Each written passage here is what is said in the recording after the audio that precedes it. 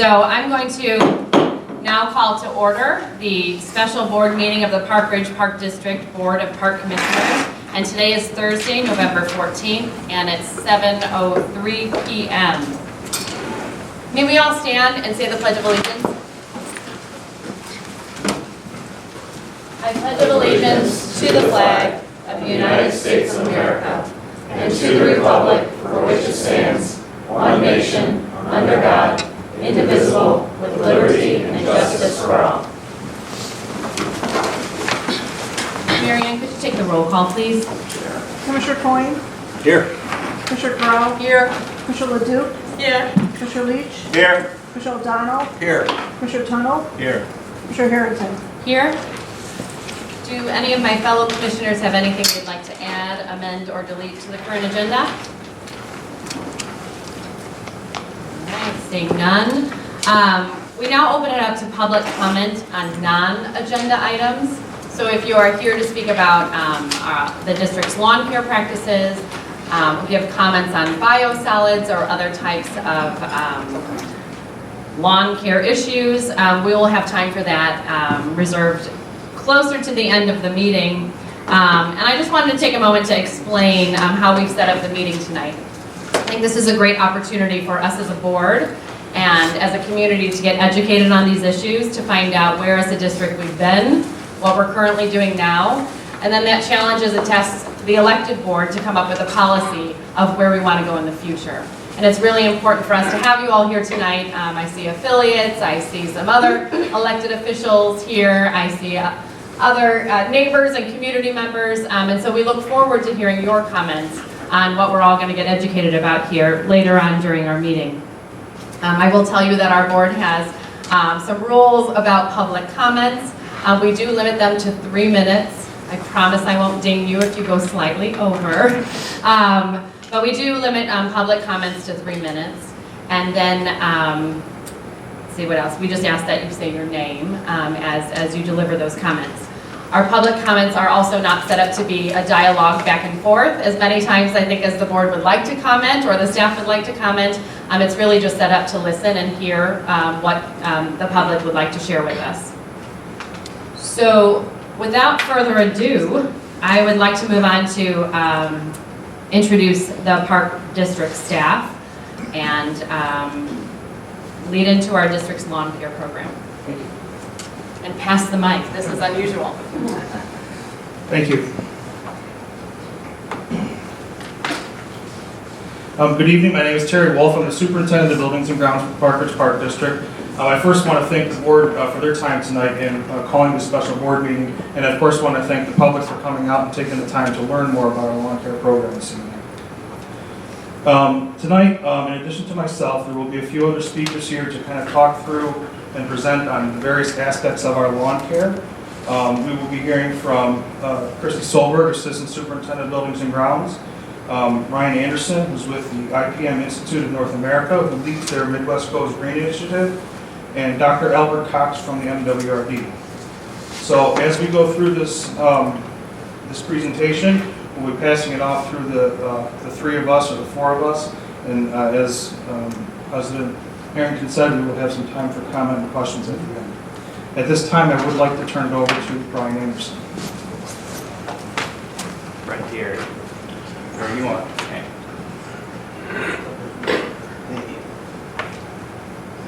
Alright, well, hello, thanks for having me. As was mentioned, my name is Ryan Anderson, and I'm the Community IPM Outreach Specialist for the Integrated Pest Management Institute of North America.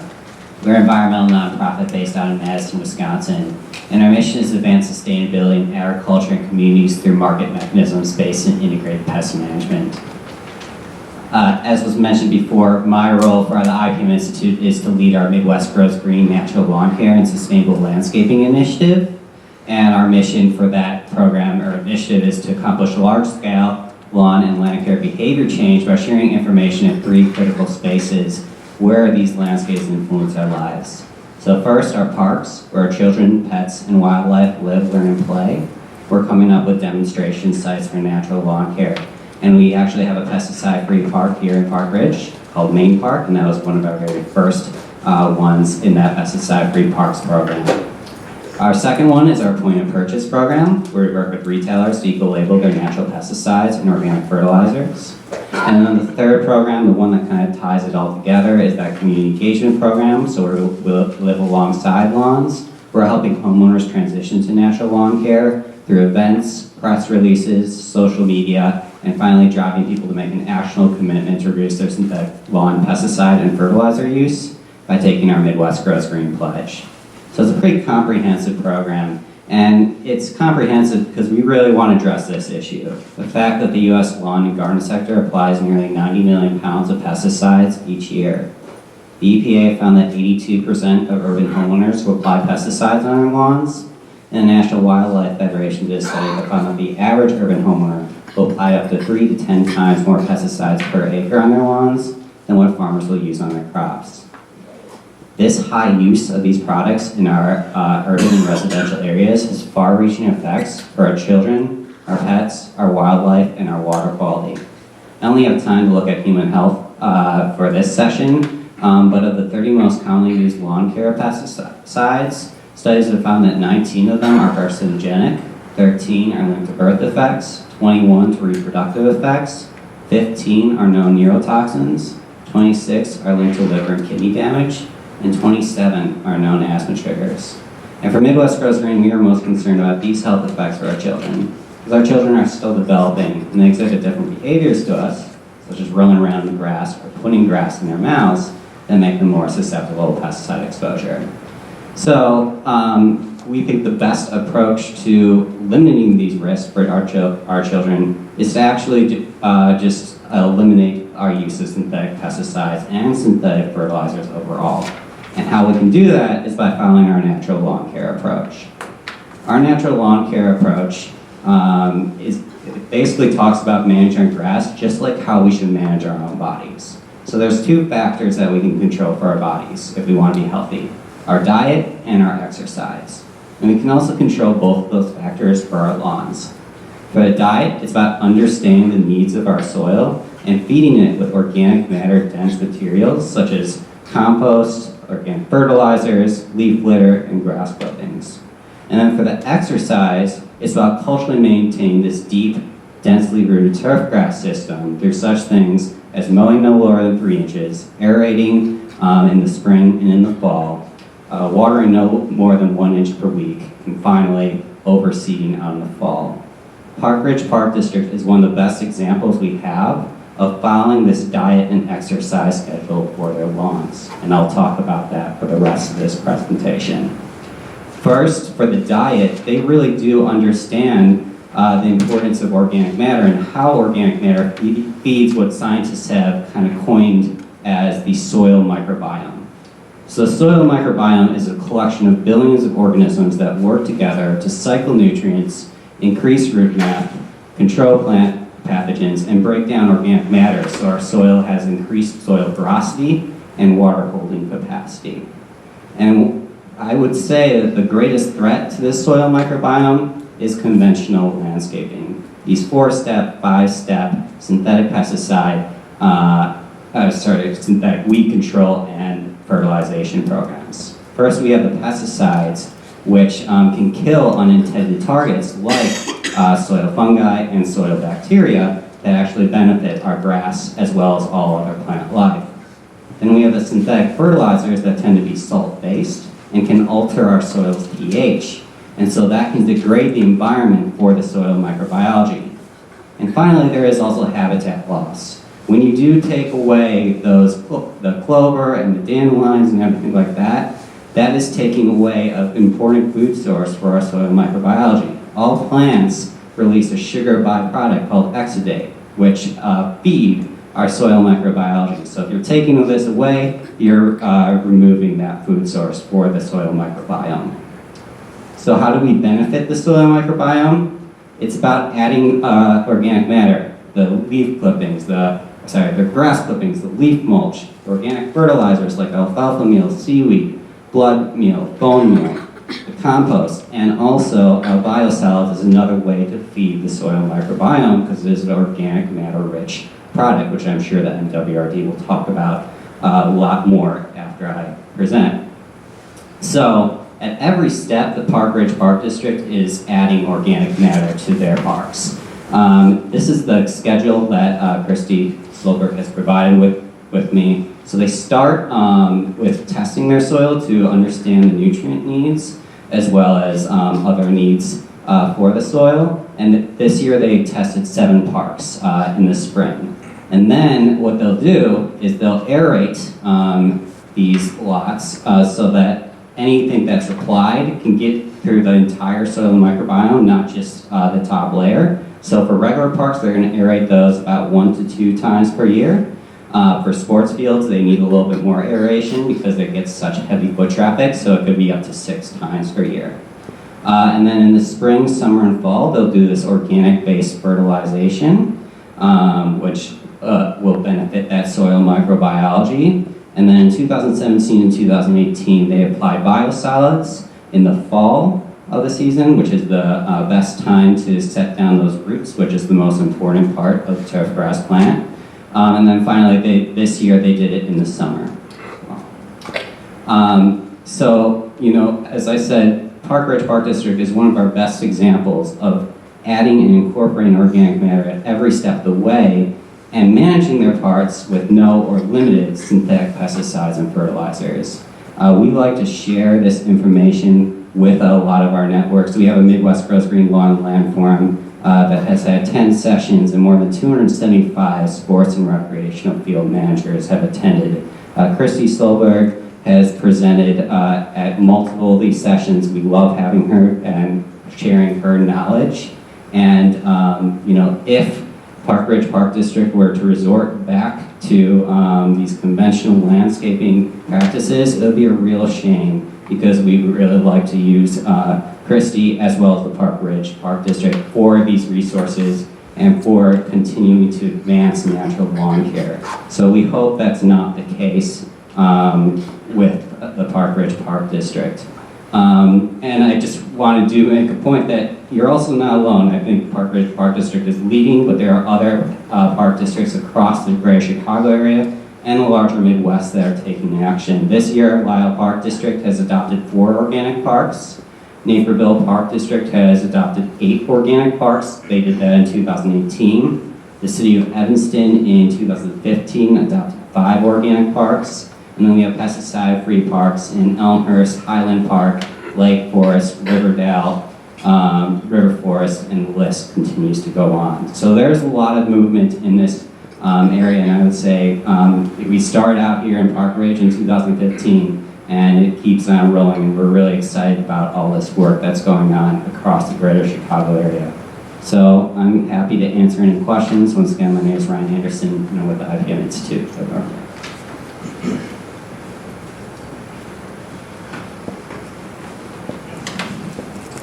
Thank you, Ryan. Can everybody hear me if I do this? No? I hate microphones, so I'll put that out there now. So before we go any further in this presentation, I thought it was important to maybe go over a few key terms and phrases that you may have heard Ryan speak to or that you will hear Christy or I speak to as we go forward. So fertilizer is a chemical or natural substance that's added to increase fertility.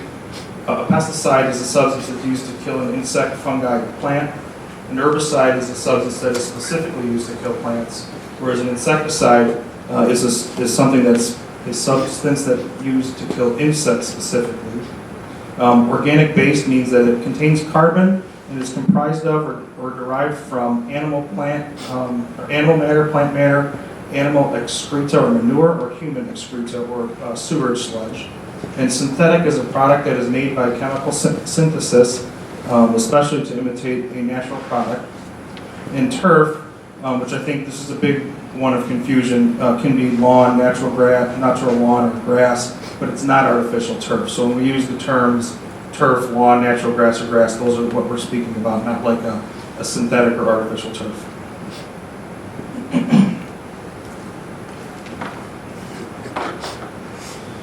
So in April of 2010, the Park Ridge Park District did develop a pesticide application program.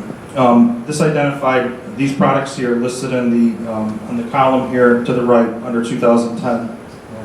Left, sorry. I don't know my left, right, really. And it's my right here. I identified these items as acceptable products to use on our lawns.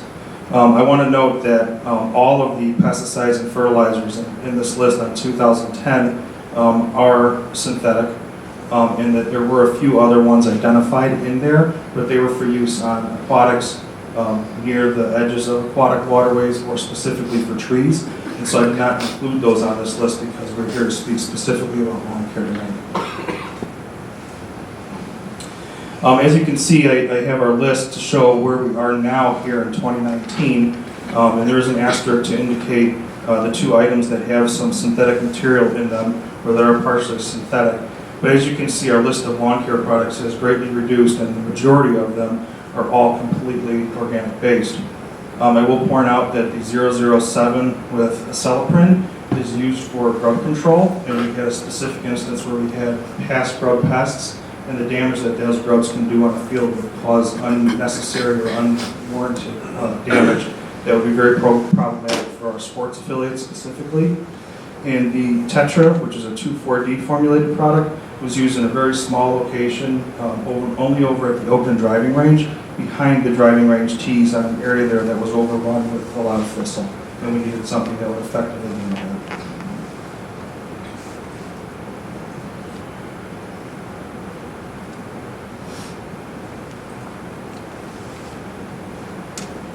So this is a picture of our lawn care application sign. I have it here just so you get a perspective of the sign and what it looks like. This is the sign, this is a lawn marker, and this is what you would see out in our parks when we apply our pesticides or fertilizers. This lawn marker is required to be installed at park entrances whenever a pesticide or fertilizer has been applied to the lawn. And this is in compliance with the Lawn Care Application and Notice Act. I want to say that we have always placed these lawn markers where pesticides were applied. However, we have recently realized that we were not doing this when fertilizers were being applied. The reason that this was not happening was due to a lack of understanding or education on our part. But I will assure you that we will be doing so going forward. To have an understanding of this, I just would point out that I have been a licensed applicator, or was a licensed applicator from 1995 all the way through 2014. This licensing procedure requires 2 full days of training, and then it completed with a competency test for 50 to 100 questions for each one of these different sections. I myself was certified in 5 different sections. Through all those nearly 20 years of certifications and training, I had never even heard of the Lawn Care Product Application and Notice Act. In fact, I recently reached out to many of my peers, and what I found out was that some of them were not familiar with them either. All of them knew that it's required to post those when we apply pesticides. However, there was a clear knowledge gap, and approximately 30 to 40% of them were not aware that we had to apply it when there was a fertilizer applied. I have since educated them, and I have reached out to the Department of Agriculture, who is responsible for the development of this program and for oversight of this Lawn Care Act. I have also reached out to the University of Illinois Extension Office, who is charged with the responsibility of training on this, and I pointed out their deficiency in this area. I wanted to make sure that they understood that this area was not being well trained on, considering all the years that I had gone through training and had never heard that, and that many of my colleagues were under the same understanding. I am not here trying to make excuses for the oversight, but rather I'm trying to take responsibility for an area that was brought to my attention recently that we did not comply with at Lawn Care Act. I again want to state that we will be placing those markers anytime any lawn care product is placed on our fields going forward. As you can see, the marker identifies that the lawn care application has taken place. Please stay off until dry, and there's a phone number to contact us should you have any questions. Before we do move on, I want to address the circumstances surrounding our decision to halt our fertilizer program before completing it this fall as well. On October 8th at approximately 9 p.m., I received an email that was forwarded to me that was from Jim Toulon, from our Parkers football affiliate president. He had inquired about the biosolids use in our fields. A response was sent to Jim the following day on October 9th at around 11:40 a.m. And in the response, it was noted that biosolids had been applied in July of 2019, and that there were certain locations, and those were the only locations that biosolids were applied in 2019, and there were no future plans to apply biosolids in 2019. We have upheld that agreement, and we have not applied any more biosolids since July at the locations that were indicated. In that same communication, it was explained that a fertilizer, Sanctuary 888, which is an organic-based fertilizer, had been applied that morning at Hinckley Park. The Sanctuary 888 is organic-based and is not biosolids. This application was completed early in the morning, as we typically do, and is consistent with what our practices are. Several emails had continued throughout the day of October 9th, and at 3:17 p.m. it was asked by the Park Ridge Football Affiliate president that forevermore nothing is applied without notice. Since that request and going forward, we have not applied any fertilizers to any of our lawn care or any other lawn care product to our athletic fields. We do value our relationship with the affiliate groups. We have the same common goal of providing safe athletic fields. I, in fact, also have young children, and I would never apply anything to our fields in Park Ridge that I wouldn't be willing to put my own kids on. We have expressed that these products are safe. We have no reason to believe that there's a need to discontinue, nor was there a need to discontinue any practices. And I want to take one more opportunity to further emphasize that we will absolutely replace these lawn markers whenever we apply a product going forward.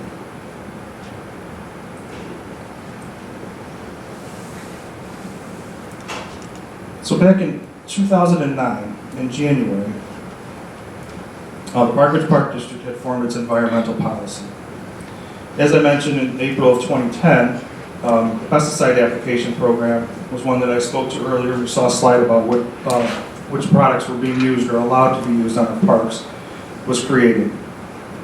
I actually started in May of 2010.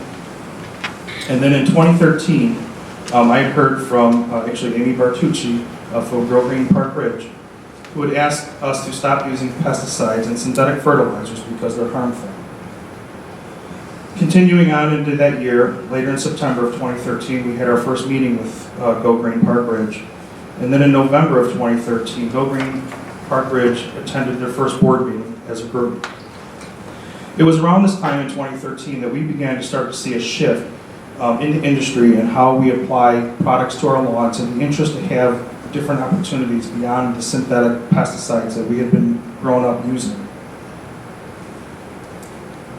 At the time, there were only a few organic-based products that were known to be available, and everybody in the industry knew that these were products that were just uncertain, they were untested. What are they going to do? Nobody's using these things in the parks. How can that work?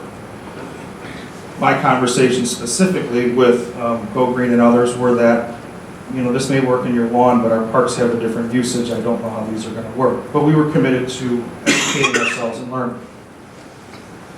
In September of 2014, Go Green had sent a flyer out to the public, urging all the public to contact the Park District Board and urging us to further consider a more organic pesticide or natural lawn care program. In May of 2015, I initiated a pesticide application sign-off sheet because I needed to make sure that I had a full understanding of exactly what products were going on in our parks at any given time. And so at that point, any product that was being applied to the parks for any pesticide had to come across my desk and get my signature before it went out so that we could have a clear understanding of what was going on, where and when. In September of that same year, in 2015, we identified that a pilot park would be done at Main Park. A joint press release was released by the Park Ridge Park District and Midwest Pesticide Action Center, who was the predecessor of where Ryan is with now. And we stated that we would be starting off with Sustain, Compost, Fiesta, and this would be done in the fall of 2015. In November of 2015, Christy Solberg was hired. And Christy had come to us from the Naperville Park District, where she had been exposed to much more environmentally friendly practices. She had a strong interest for doing different things and for trying things that were more natural, more environmentally friendly, and we fostered that interest and gave her the opportunity to continue to see what we could do with our lawn care program. At the time, the task was given to her to provide high-quality turf that could withstand heavy usage in the most environmentally and fiscally responsible way possible. Christy will talk shortly about the turf program that she's developed. In 2016, we began shifting our fertilizer program. At the time, we started to use a bulk fertilizer, and 20% of that was comprised of meborganite. We also used Sanctuary 888, which we'll talk a little bit more about, and that year in particular, we used 24 tons of compost. In addition, we used turf covers. In 2017, we also hired the Natural Grass Advisory Group, Jared Minnick. We'll talk a little bit more about Jared later, but I think it's a key point in what our learning process. In 2017, we began the use of biosolids at Northwest and Southwest Park. We used foliar pack at Prospect Park, South Park, and Woodland. And then we started using gypsums to flush salts out of the soils and to promote that microbiology, that microbiome. In 2018, we expanded the use of the foliar pack to JC, South Park, Prospect, and Woodland. And many people remarked how incredibly some of those fields had bounced back from the initial construction, and then the fields and how they looked in South Park specifically. So at this time, I'm going to hand it over to Christy. And, no wait, sorry, this one's still. Yeah, sorry, you got a few more minutes up, Christy. So as I stated earlier, we have a goal of, we have very heavy and high-use athletic fields. Our turfs are heavily used, and we are always doing everything we do in the most environmentally and fiscally way possible. I mentioned Jared Minnick earlier. He's the founder of the Natural Grass Advisory Group. I heard him present at a conference back in 2016. Jared has a BS in turf grass management, and he has held a number of high-level positions, including the sports field manager at Mizzou. He was the manager of grounds for the Kansas City Royals, the director of field maintenance for Major League Soccer's Sporting Kansas City facility, and the director of grounds and environmental management for the 24 soccer field, 160-acre Maryland Soccerplex. So in 2017, we decided to hire him as a consultant who specifically helped us with our program here at Prospect Park and the football field, but we also hired him to help train us and the staff on his approach. His science-based and data-driven approach to maintaining natural grass reaffirmed many of the things that Christy already knew about lawn care, and this provided us a guidance for someone that would understand the science of growing turf, and this has been a successful experience from us, and we took away a lot of the skepticism that we had about our program or our thoughts with the program. We now understood that natural grass, to be successful, you have to have a program. It re-emphasized again what Christy knew. This program consists of these 5 areas, each of which Christy will talk a little bit more about as we go forward. It is very important to understand that with a program like this, that adjusting any one area has an impact on the other area. So at this time, I will now turn it over to Christy, and she's going to talk a little bit more about the program that she's developed and fostered over her years here at the Park Ridge Park District.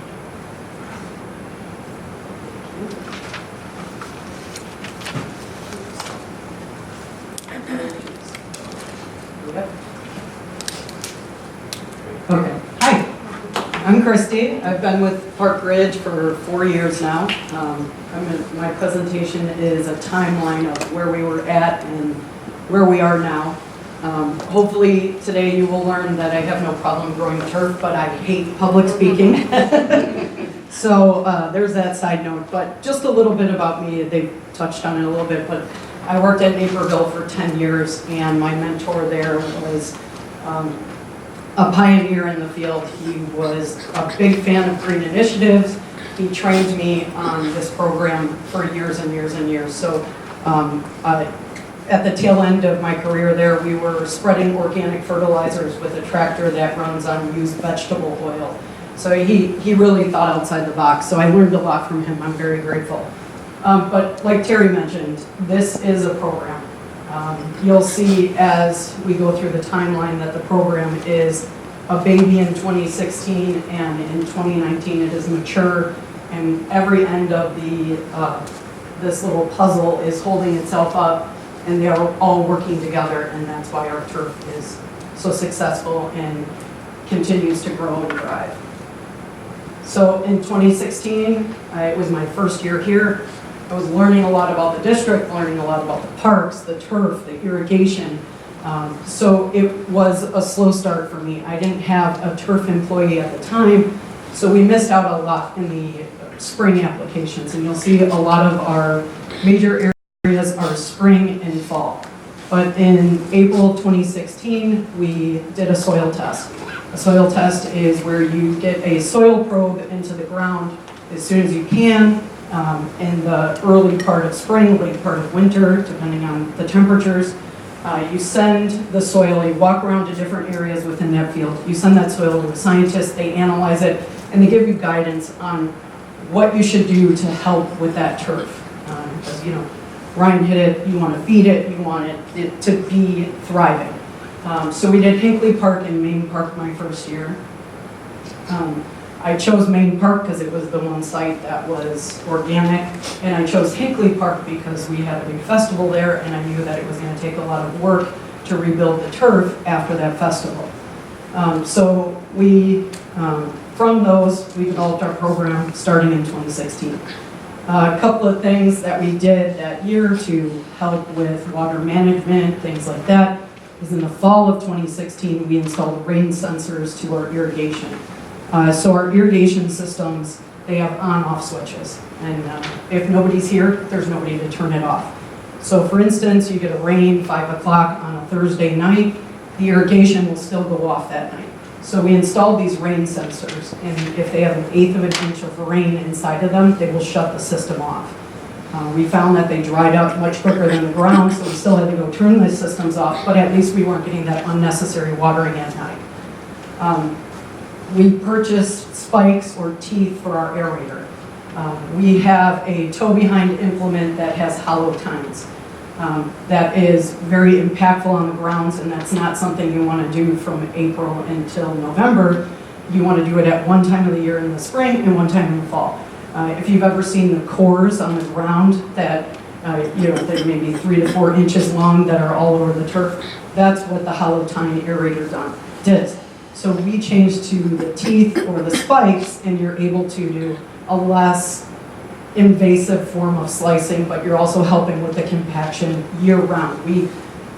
Once we got these slicers, especially because we have parks that have irrigation, we were able to slice in June, July, August. That helped us with our compaction. Because you also want to make sure you don't do it with too high temperatures, too low temperatures. It's kind of the science there. Mowing, my first year, I'll just say it was a disaster. Got dramatic on that. Well, maybe you'll learn I'm dramatic too from this presentation. Okay, so we have 2 production mowers, and we have 2 zero-turn mowers. Production mowers are the big mowers that are 16 feet long.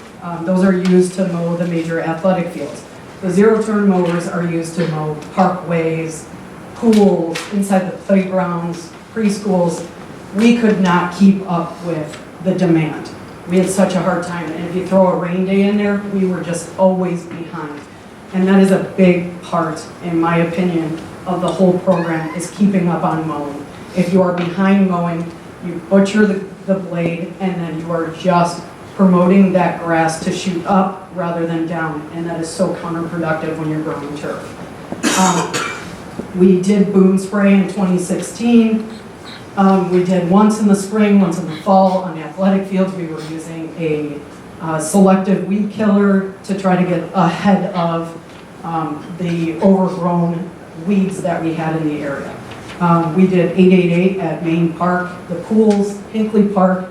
We did a bulk application of 25010 with 20% Milorganite at the remainder of our fields. In late October that year, we top dressed with 24 tons of compost, which was decomposed grass, leaves, and branches. It decomposes for 2 years. We also that year purchased our first 6 turf covers. Turf covers are designed to act like a greenhouse over winter.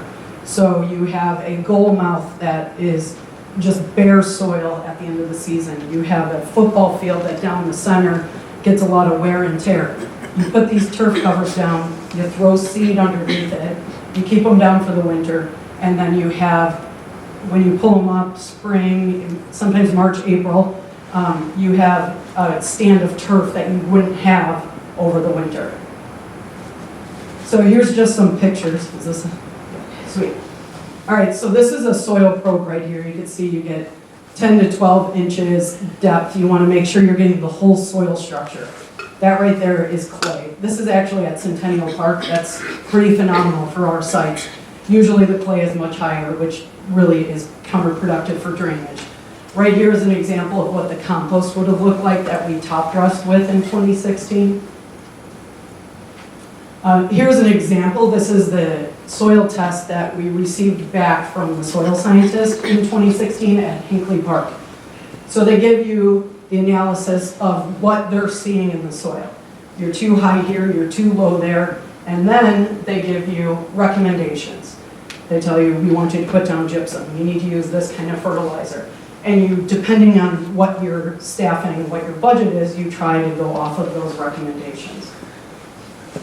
There's the rain sensor that we installed for our irrigation systems. Okay, so this is the, that's the hollow tine aerator that I was talking about that pulls the plugs. Next to it, you'll see we have the teeth. The green one was the only one that we had until this year, and now we have a slicer that is dedicated just to slicing. So we're changing this one back to hollow tines so that we have both options throughout the season, because it takes a long time. You see every single thing has 2 volts to take off to put something back on. So we'll be transitioning that one back to hollow tines. And then here's a picture of what it looks like after the turf covers are removed. This is Woodland Park, March of 2018. We put the turf covers down with the seed, and then we pulled these up. You can see we have a decent stand of turf for the start of the season. So 2017, again, we started the season with our soil tests. You can see it was clearly a little warmer this year than it was the year before, because we were able to get a soil probe in the ground in March of 2017. We did Hinkley, Main Park, and Prospect. We added Prospect Park because we saw that the grass there, or turf there, was very deficient, we knew from the year before. So we really wanted to see what we were getting ourselves into to try to get that up and ready for the football season in the fall. We're monitoring our irrigation systems, so we don't just have a blanket, everything runs on Monday night for 25 minutes. Wednesday night, Friday night, we're actually testing the soil. We're seeing if one area is dry, one area is wet, so we're changing and fluxing. Some weeks we didn't even turn it on because we didn't need it. We're slicing the fields 3 to 4 times per year, and this is our athletic fields. I went to training this year, and they made, in 2017, they made a great point that, a lot of people concentrate on the entire field to slice it. And really, the main area is the center of the field, the goal mouth. So that's why we were able to get out there 3 or 4 times a year. We weren't concentrating on the outer sides of the actual field. We were hitting that 1 to 2 times a year, but when you concentrate on the center of the field, you can slice more, you can get to things more. In 2017 was our first year of contract mowing, which was a huge relief for in-house staff. We chose 10 parks. The majority of these 10 parks are very small, and it took the group of people longer to get there, unload, and reload than it did to mow the park. It made much more sense for in-house staff to concentrate on our higher level fields, which are our athletic fields. This was our first year that we put down gypsum. We did in the spring and the fall at Hinkley, Main Park, Prospect, and South Park. We were using 2104, which is organic based. We did that at Hinkley, Main, Centennial, Hodges. Northeast, Pools, and Oakton Driving Range. This is the year when we added in foliar pack with a 10-3-2. We concentrated on South Park and Prospect, and after we saw such good results, we added Woodland into it. And then this also was the year that I was connected with MWRD regarding biosolids. I had a representative come out, we had a meeting, we discussed the product, how it gets applied, what would the cost be to the district, and what other districts were using it. He brought a sample by, and I was really excited to use it for several reasons. A lot of other neighboring districts were having a lot of success with it. It's one application a year by a contractor through MWRD, and it was no cost to the park district. So we wanted to try this as a pilot, these two sites as a pilot. We moved to more spot spraying rather than actually boom spraying. We did scouting, monitoring, and we were monitoring areas to see if we needed to go out to spray any chemical. And this was the year that we stopped using any sort of chemical on the playgrounds except for an organic chemical. Here is one of our mowers, just hitting that, those contract mowers. They really opened up a lot of time for our own staff to concentrate on our higher level fields. So in 2017, we purchased this piece of equipment. It's a propane mower, which is obviously better for the environment. It burns cleaner. It's easier on the engine. It's better for the environment. But also, this is one of the best purchases I think I've done here. Thank Glenn. So we were push mowing inside the preschool area at Main Park. We were push mowing Centennial Pool. We were push mowing along the fence line at Woodland Park. That's a lot of push mowing. We were using a residential mower. This eliminated all of that and made our process so much more efficient. So this was a really good addition to the fleet. Here's a picture of a bag of gypsum, a bag of 2104, 1032, and then Groen is a liquid that you put with the 1032. And there's the biosolids at Southwest Park.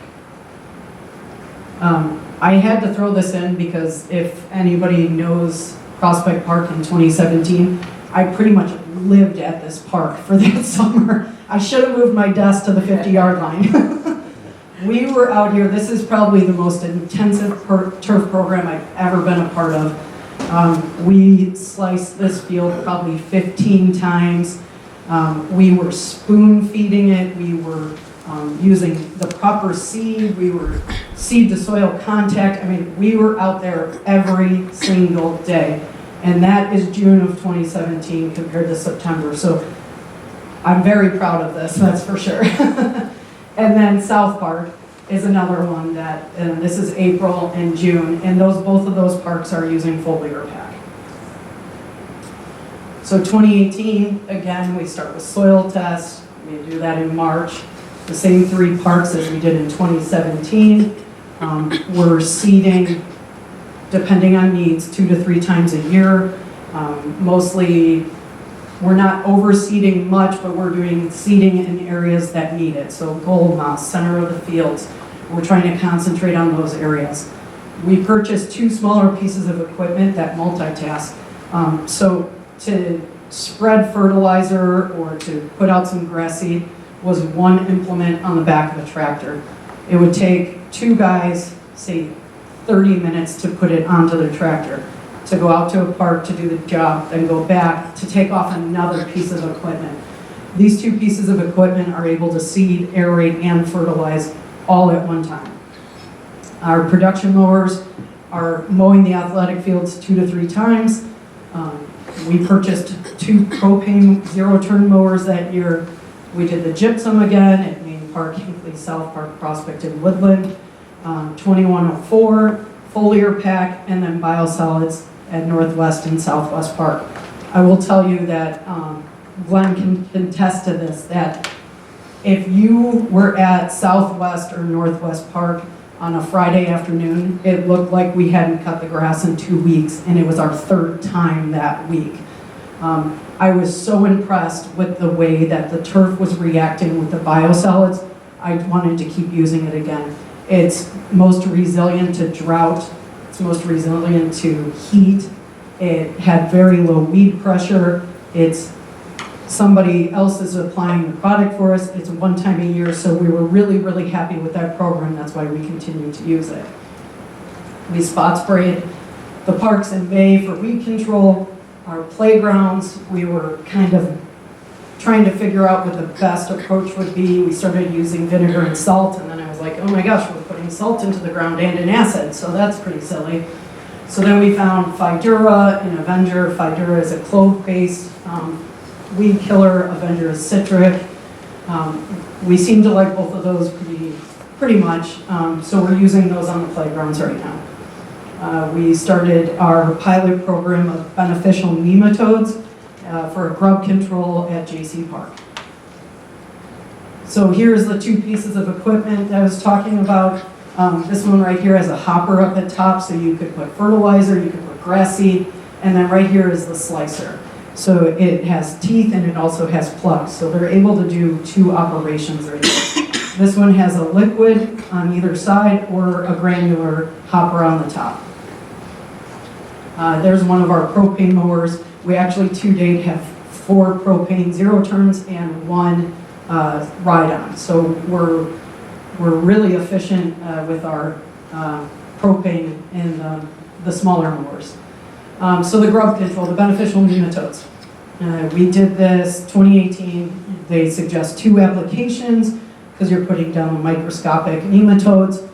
They go after the grub. They inject a bacteria to kill them, and their control is 2 to 4 weeks. So now 2019, here we are.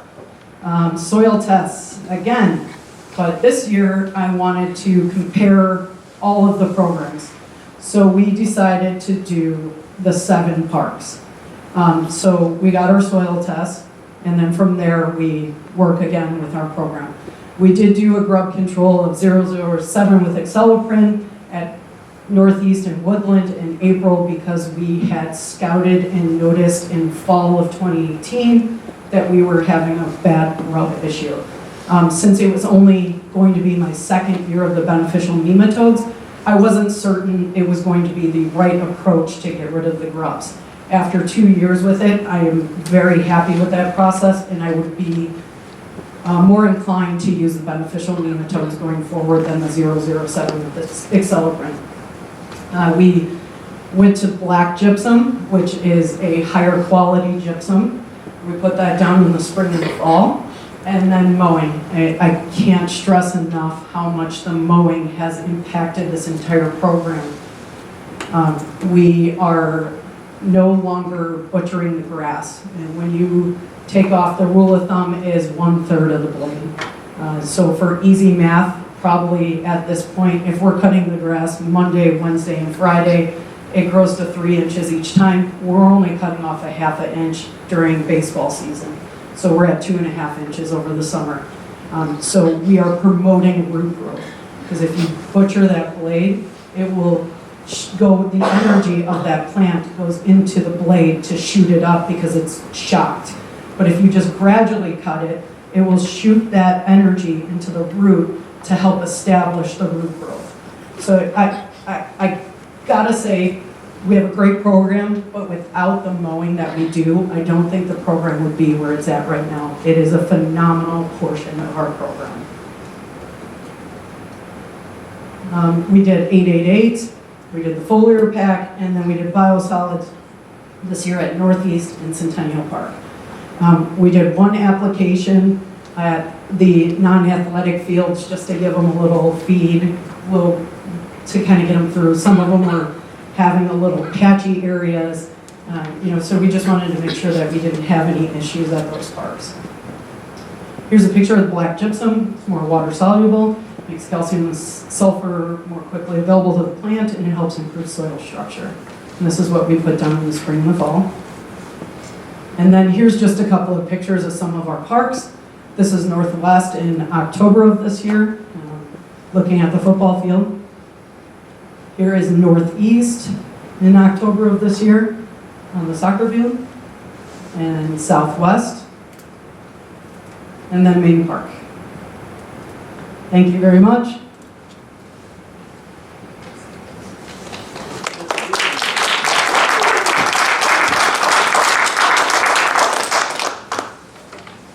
Thank you, Christy. One of the things that I wanted to cover here is how does this relate to pesticide use? We spent a lot of time hearing from Christy about the fertilization program, the mowing, the cultural things, all the different things that we do. And what I want to point out is the progression that we've had. Weed control or the pesticide use has gone down dramatically over the past 4 years with this program. In 2016, we had, our parks were almost completely overtaken with dandelions and other weeds. We were out there boom spraying just to get a hold of everything. It was just a really, really unfortunate situation. When we got to 2017, we were doing some spot spraying and boom spraying. By 2018, we were just doing spot spraying. And in 2019, it was almost negligible. I mean, we put out some applications, but the applications of things we were doing were non-synthetic applications of things like Fiesta or Final Sand, which are like iron-based products. They're not synthetic chemicals. So the big key here is that this program has resulted in stronger turf, which lowers the weed pressure, and then ultimately means we have to put in less pesticides. So we're looking at that soil microbiome. Christy talked about the importance of the mowing and all the impacts that that has to strengthen our turf. And so again, all these different pieces of the puzzle. One of these pieces of the puzzle we've talked about today is the use of biosolids. And so there's been some interest in the biosolids, and we thought that for the best education of everyone, we asked MWRD to join us. And so at this time, I'd like to invite Dr. Albert Cox up to share with us some information from MWRD.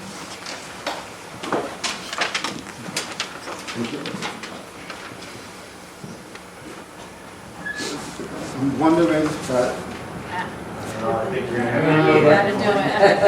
Gotta do it. I tried to get rid of it too. okay, just a try. So, in any case, my name is Albert Cox. I am the Environmental Monitoring and Research Manager at MWRD's Monitoring and Research Department. I have with me here Dr. Olawale Oladeji. We call him Wally. He is one of our 5 soil scientists that we have on staff that supports a lot of our biosolids programs and also a lot of our sustainability programs. And we are very happy that you all invited us here today. We really appreciate you all inviting us. And I must say that I'm very much impressed with the program that you all have here. Very good work. I think that you all are really along a very good path as far as developing a very good organically based lawn care program. And hopefully you are going to set the perfect example for us in the Chicagoland area.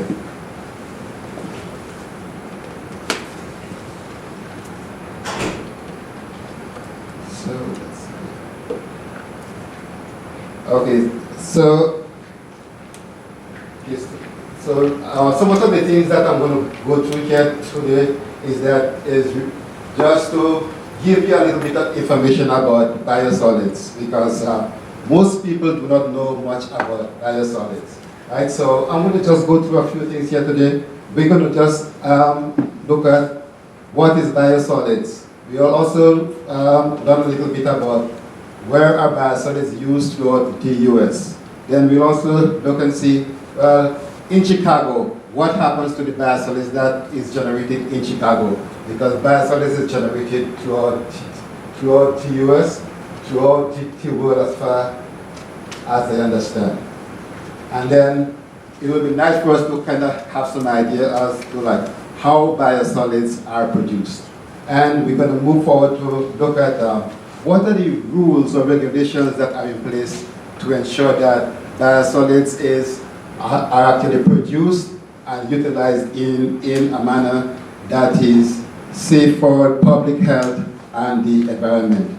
And then we'll just look at how the biosolids are beneficially used in sustainability within the Chicago area. Okay, so what are biosolids? So I think that if you wanted to find out what are biosolids, it's probably best to find out from our federal regulatory agency, the US EPA. If you go to the US EPA's website, they have frequently asked questions about biosolids because it is a material that people ask a lot of questions about. And the definition, it says that it is nutrient-rich, organic material that is that is treated and processed, and that is so that it could be recycled and used to improve and maintain productive soils. Okay, so let's look at biosolids used throughout the US. This map here shows the percentage of the biosolids that are produced in each state, what percentage of the biosolids are used. So you see here is that in this area, almost all of the biosolids that are generated in those areas are beneficially used through land application.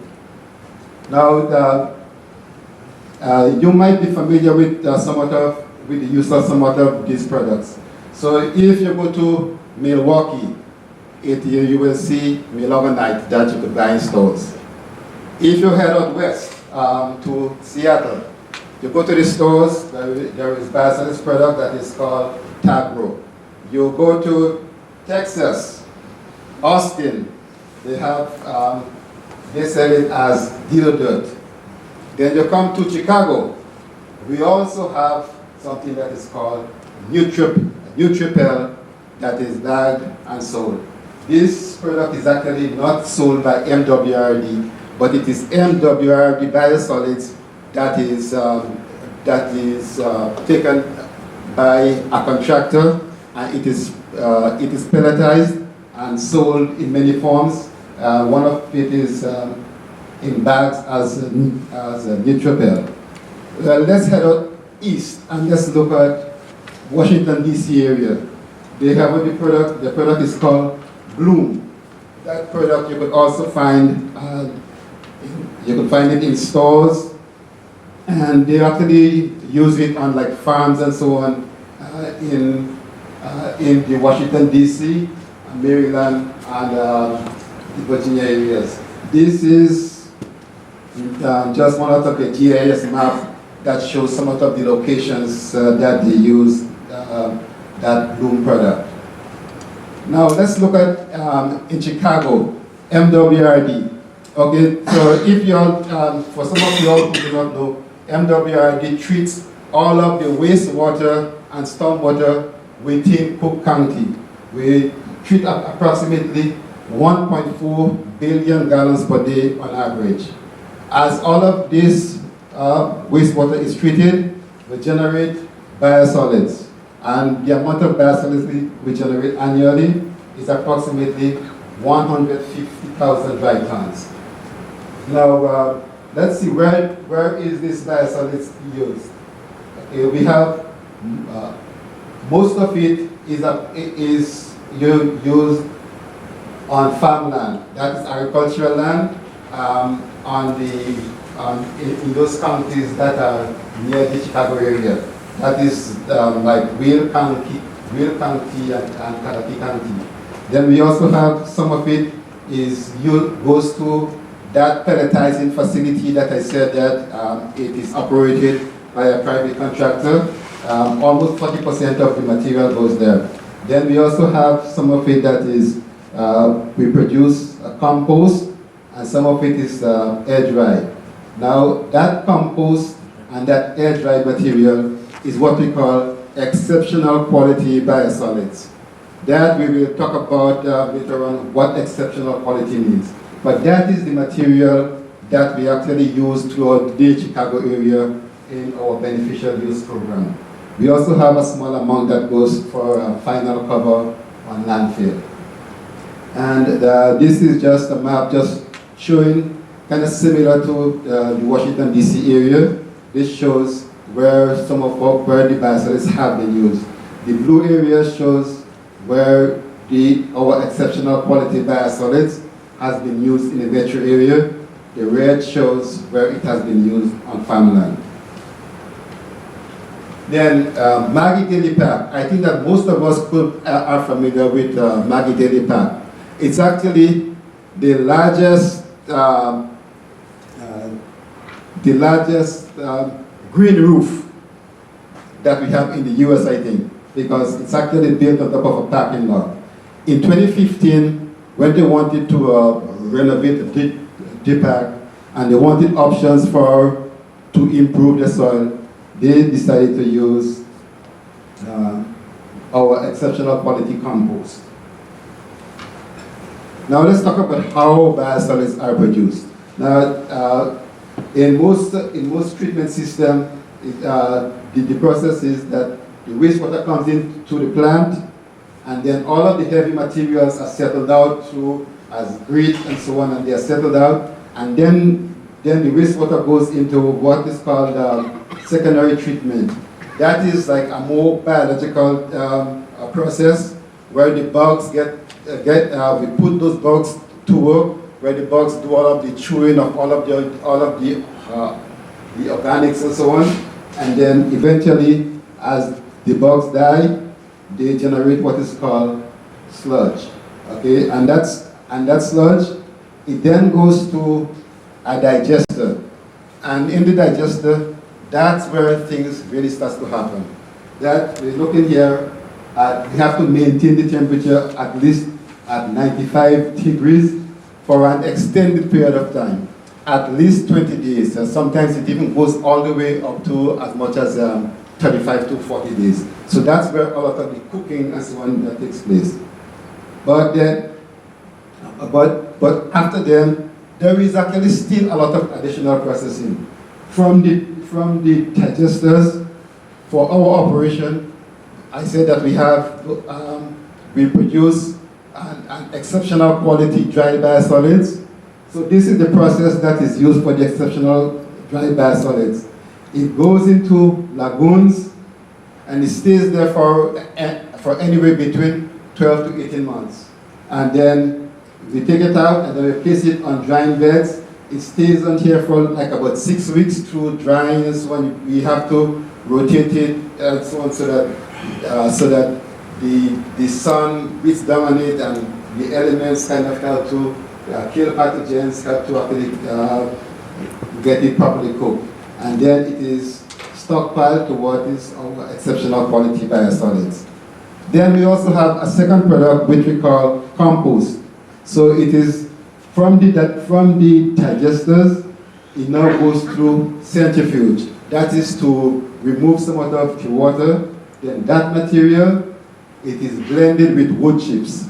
So we work together with the city of Chicago. So all of the wood chips that is generated in the city, instead of it going to the landfill and so on, it comes to this facility where it is reused to make compost.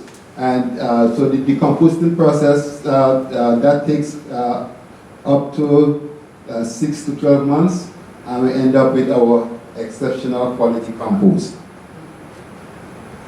Okay, so we are generating biosolids. We are using biosolids, but it is very important that we ensure the safety of the material to human health and the environment. Just as how, like, if you needed to use pesticides have to go through the process of ensuring that how it is used is protective of the environment. So we have both federal and state regulations. The federal regulations is called Part 503, and then the state has this 35 Part 391. The federal rules was promulgated in 1993, but the Illinois rule is 1982. So our Illinois rule is kind of outdated, right? So in 2015, we had some legislation adopted in the state that recognized exceptional quality biosolid standard that is part of the US EPA rule. And that legislation says that exceptional quality biosolids is a resource to be recovered and recycled to land, and the recycling to land as the soil amendment is encouraged. So there was a purpose for that change. Now, let's look at the federal rule. We would not think that the federal rule would have been just be pulled out of thin air, right? It actually took an extensive risk assessment, and that was based upon a lot of decades of research. And actually, biosolids is the most studied soil amendment that you can find. And what the US EPA did is that they looked at all of the, up to 14 pathways by which humans can get exposed to biosolids. So whether you apply it to the soil and any constituent reach the groundwater, and you have to ingest the groundwater. If you use it to grow plants and you eat the plants that were grown, it took all of that into consideration. But what was most important is that they used worst case scenarios and they used the most conservative assumptions to ensure public safety and environmental safety. Now, the results of those standards is that we came up with standards for pathogens, and the pathogens are bacterial content, helminth over, and virus. And these are the levels that are allowable, and these are the levels which is much lower concentrations that determines if the material is exceptional quality. But look at MWRD's biosolids. Both the EQ biosolids and the EQ compost, the levels of pathogens that we typically find is actually much lower than the exceptional quality levels. Now, standards were also established for metals.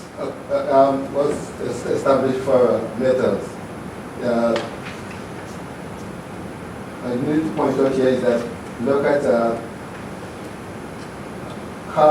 cattle manure. Some of you all might be familiar with cattle manure. So we can buy it in the stores as munio. A few years ago, is that I actually remember purchasing this in the store. And then there is how this one could also purchase in the store. So we also have standards for metals, and these are the list of metals.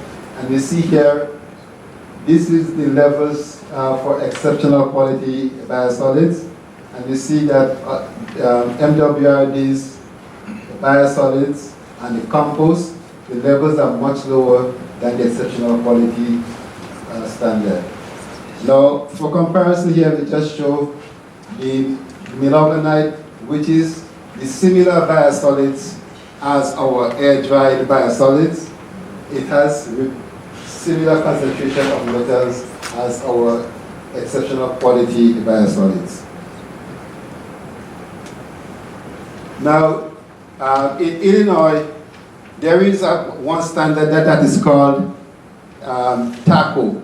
I mean, I know that this is probably a little after dinner time. I don't want to get anybody hungry anyway, right? But that is the acronym that it is called TACO. And that is a standard that is in place to define what is clean soil, or it is the standard that is used to determine when a contaminated site is finally cleaned up. Now, it does not apply to biosolids, but because that we wanted to ensure that the biosolids are actually meeting what is clean soil in the Chicago area, we typically do the analysis for comparison. Then you see that that standard includes over 140 constituents, of which over 100 of them are organic constituents. Now, right now, the city of the Chicago Park District uses quite a lot of the biosolids and compost. But before they started using it, they said that we needed to do some further evaluation besides just tree regulation. So in the mid-2000s, they did a risk assessment using that clean soil standard, which is that TACO standard, and they evaluated, could the biosolids be safely used on athletic fields, on playgrounds, on picnic areas, and community gardens. And the result of their evaluation is that they produced this letter which says that the Department of Environment has conducted an assessment of the safety, and they've determined that the EQ biosolids are suitable for use in Chicago.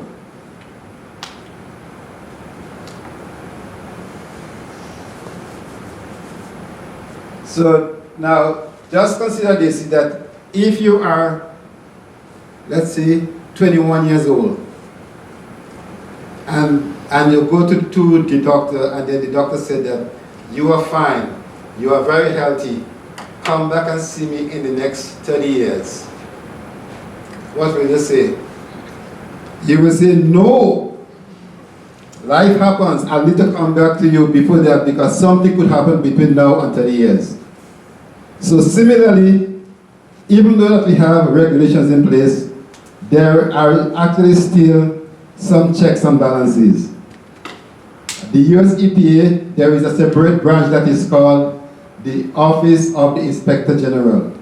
They do not report to US EPA, but and they are separate. So periodically, they would actually do an audit of the US EPA, their activities, and in this case, I think that over the past, since the Part 503 biosolids rule was promulgated, they've actually done audit about 4 times, I think. And even the US EPA has actually engaged third-party agencies to audit the program. So you might be familiar with, in 2018, there was a report that the OIG put out, but that report actually recognized the benefits of using biosolids, but they also realized that US EPA needed to do some additional things to ensure that the program remains protective of the environment and also in compliance with what the US EPA is mandated to do under the Clean Water Act, such as every 2 years, US EPA is obligated to do what they call a biannual review of the whole safety of the program by looking at all of the new literature with new information to ensure that the federal rule is actually still current and doing what it should do. They also recommended some assessment of a lot of organic compounds that US EPA has been looking at, and that included one group of compounds that is called PFAS, which you might have heard about in the news lately. And PFAS, for most of you who might not know what PFAS is, that it is something that is in our environment. We interact with it like almost every day. The carpet that we are walking on, that is stain resistant. That resistance is because they've put PFAS compounds. We look at even our non-stick cookware and so on, it is PFAS. So that material is that chemical is actually within our everyday life, and currently the US EPA has what is called its action plan, in which it has set up this plan to address the issue.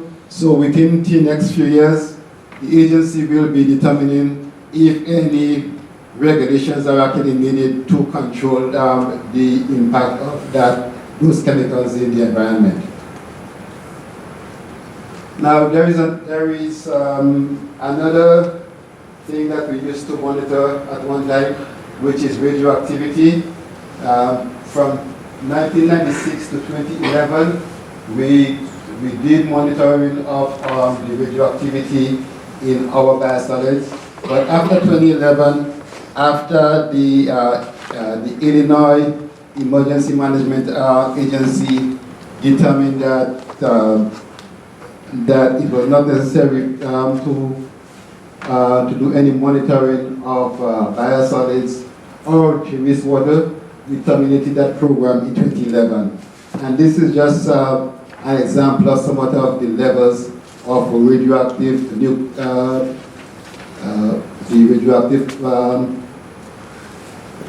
nuclides that we analyzed in our biosolids. And you see by comparison, when materials are less than 200 picograms per gram, they are exempt from deregulations, and these are the levels that we had in our biosolids, which is actually much lower. So I just wanted to talk a little bit about how biosolids fit into sustainability, and that is with respect to soil health management. Now that soil health management is actually a national issue. Even the U.S. Department of Agriculture, they have a program, they have a soil health management program. In that program, they say that let's use soil health principles and systems to improve carbon sequestration, wildlife pollinator habitat, and also to improve crop soil productivity. Even the Nature Conservancy, like 3 years ago, they launched this program of Let's Rethink Soil. And rethink soil means what? They said that let's establish a roadmap where we could have some collective action to secure conservation and economic benefits for healthy soil. So that is in line with what the Park District is doing, right? Because you are taking steps to build healthy soil, improve carbon sequestration, and also to improve the wildlife habitat. Now, what is a healthy soil? Healthy soil takes into consideration both the biology, the chemistry, and the physical characteristics. So when we are using a soil amendment, we want it to be like a complete amendment, not just fertilizer. It should be able to add organic matter, add nutrients, and improve the biology of the soil, such that the final soil that you end up with should actually have some biological diversity. I know that Christy did talk a little bit about that. It should also improve the productivity, the water holding capacity, and also keep the carbon in the soil. Don't let it go up in the air where it's going to cause problems. Now, with respect to biosolids, biosolids is in line with that with the building soil. It helps with recycling. We improve the soil health. It sequesters carbon. Also, you reduce the amount of chemical fertilizer that you have to use, and in that way, you help to improve the economy. Now, our air-dried biosolids, it's typically used on golf courses. We use it on parks, athletic fields. We also use it for landscaping.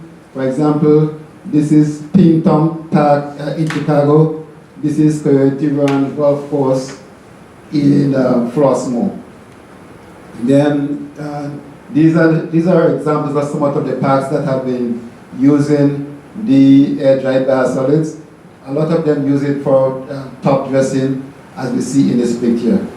Then Chicago Park District, as I did mention, they got on board to start using the biosolids in like about 2010, after they had done the evaluation. And currently, they are using up to 10,000 dry tons of the air-dried biosolids and compost every year. So they spread it on a lot of their parks. Anytime that the parks are open, that they are not clean on the parks, they would actually just call for the biosolids, and they would just spread it onto the parks. Then we also have our newest product is called our EQ Compost, and with that EQ Compost, that we work with a lot of communities. In some cases, that we use it on urban gardens, such as this this woodland-inspired community garden. We use it on a lot of landscaping. A lot of park districts use it. And this year is Buffalo Grove that started using it last year. And they were actually at our sustainability summit a few weeks ago, and they kind of give a little overview of the success that they've been having with the use of the compost. Then, so MWRD is that we are not just using biosolids. We are actually looking towards working together in partnerships for environmental sustainability. So you will see MWRD working with respect to improving storm water management, reducing the amount of storm water runoff. You'll see a lot of these green infrastructure projects throughout the Chicago area.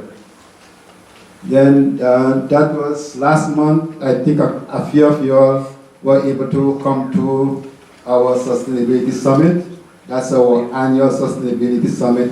That's where we come together, we share experiences and give presentations to let people learn more about sustainability. We engage the community, and we also have a session in which we, a lot of individuals and organizations are recognized for their contribution towards environmental sustainability.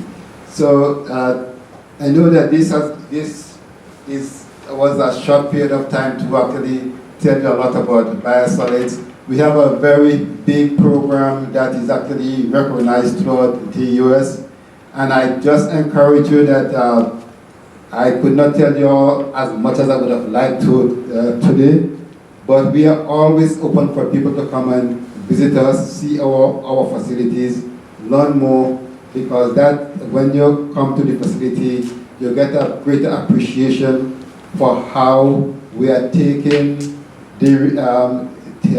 all of the wastewater in the Chicago area and turning it into a valuable resource, and reusing things like wood chips, reusing biosolids to bring benefit to the community.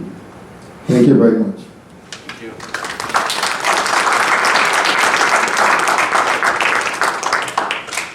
Thank you.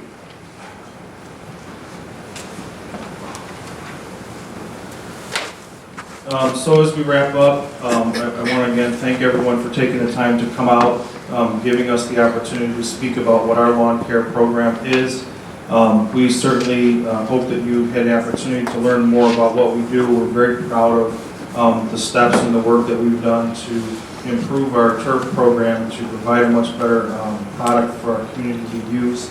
We understand that maybe some of the things we're doing, maybe the biosolids isn't a perfect fit for our community, and we look forward to the opportunity to continue to work with board commissioners and understand the desires of our communities moving forward. So thank you, and coming.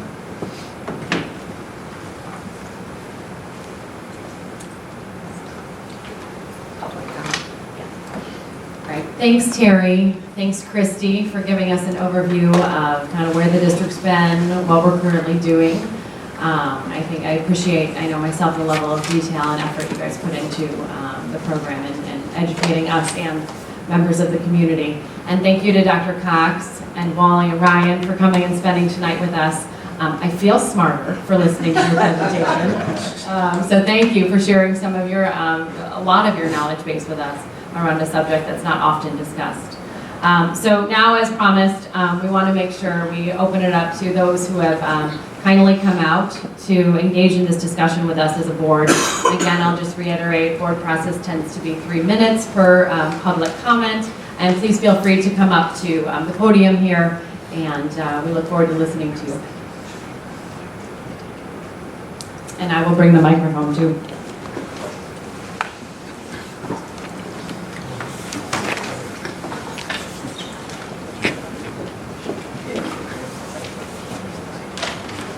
Like to sing, we'll take that. Thank you. Jim Tuon, Park Ridge Football. Thank you all for the presentation. This season, Terry, it was in August, we, quite by accident, found out about the biosolid being used, and we simply asked that it stay off the fields until the parents and players knew what it was, and that we had notice always of anything that's going to be laid on the field that our kids are going to play on, which you guys agreed to do, and we appreciate. On October 9th, or around October 9th, we found out that we had laid Sanctuary 888. At that time, you sent us, because kids were going to play on it that day, the one-page product brochure, and that day we sent back the 14-page safety from the same site, Sanctuary 888, with all of the precautions, talking about all of the potential side effects of somebody exposed to that. Okay, as being not a layman, or being a layman and not an expert, we asked for explanation as to, are we misreading something? Because it says if it's laid, you need an eye wash machine, kids can get rashes, they can get their eyes, they need to go to the hospital, whatever. We asked you to just read this document so I knew whether to keep kids off the park or not. The next day, a day later, so I kept the kids off the park Wednesday, I received the same product brochure back with no comment on the 14 pages. So that's when I made a decision to pull 300 kids off the park, 300 families for the next 3 days, because I don't know what the difference between the one-page product brochure and the 14-page safety was, okay? And at the same time, I found out that a year before, see these here, and you can go page by page and see the safety challenges, but the biosolid had been laid a year before and was addressed to us as top dressing, okay, which to me was misleading because it was what it was. And we had kids play on it when we had other parks we could have moved them to. So I don't understand why we played on it until you guys decided if it's safe to play on. And then I do have one other set of questions, and then I'll leave this go, which is your great presentation, which I appreciate, so we know a little bit more about it. Again, as a layman, I just went to the EPA's site.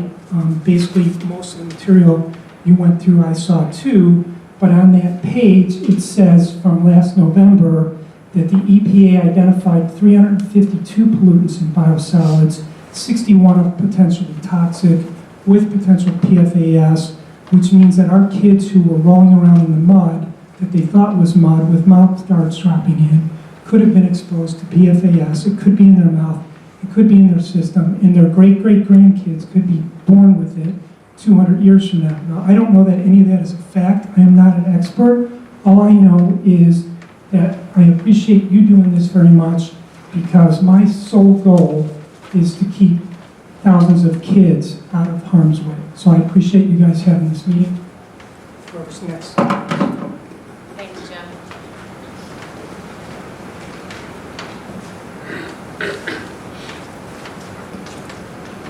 I'm Larry Riles, 826 South Prospect Avenue. I have a couple of questions that weren't addressed here, and I don't know when the Park District, I saw the dates and years, but somebody had to come to you and pitch biosolids to you, and that wasn't discussed when you made that decision to go with biosolids. The other question I have is, what weather conditions do you consider when you put down biosolids? First, it rains 3 days. Do you put them down when you've got one clear day? Nobody talked about weather conditions and putting down biosolids. I didn't hear anything about runoff. When you put down biosolids, the danger and runoffs to other people's property. So if someone could address that for me, I would appreciate it. Thank you.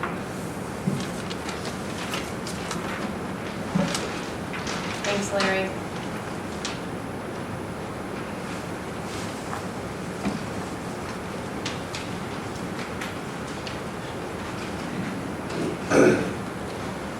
Good evening, my name is Gary Amzetian. I am the president of Park Ridge Baseball Softball, the Park Ridge Park District's affiliate for baseball for 5 through adult. Appreciate the communication and information that was passed on tonight. As the baseball affiliate, the only thing I would ask for is that we be kept in the loop on whatever you feel is safe to put onto the fields and the when of it. Beyond that, in the presentation that I heard, baseball and softball is not a sport with a grass infield that can be played with dandelions growing in the grass infield. I also heard about a 3-inch grass height. Major league, and we are not the major leagues, but a major league infield is 5/8 of an inch. So if we can split the difference between 3 and 5/8 of an inch, we'll take that.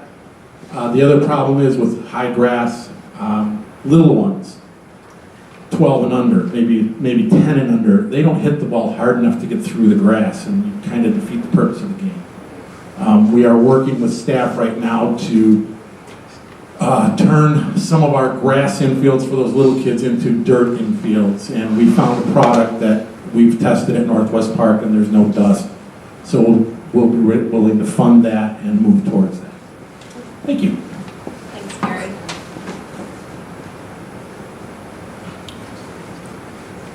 Other public comments this evening?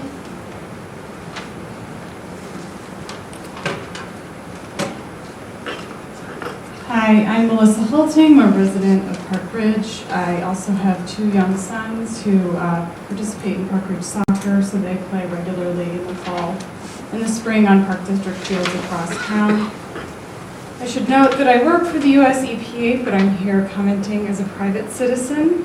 While the current focus of my work is climate change and air pollution, in prior positions I have several years of experience running monitoring programs for organic toxic pollutants, as well as a brief stint in our water enforcement branch that contributes to my understanding of this issue.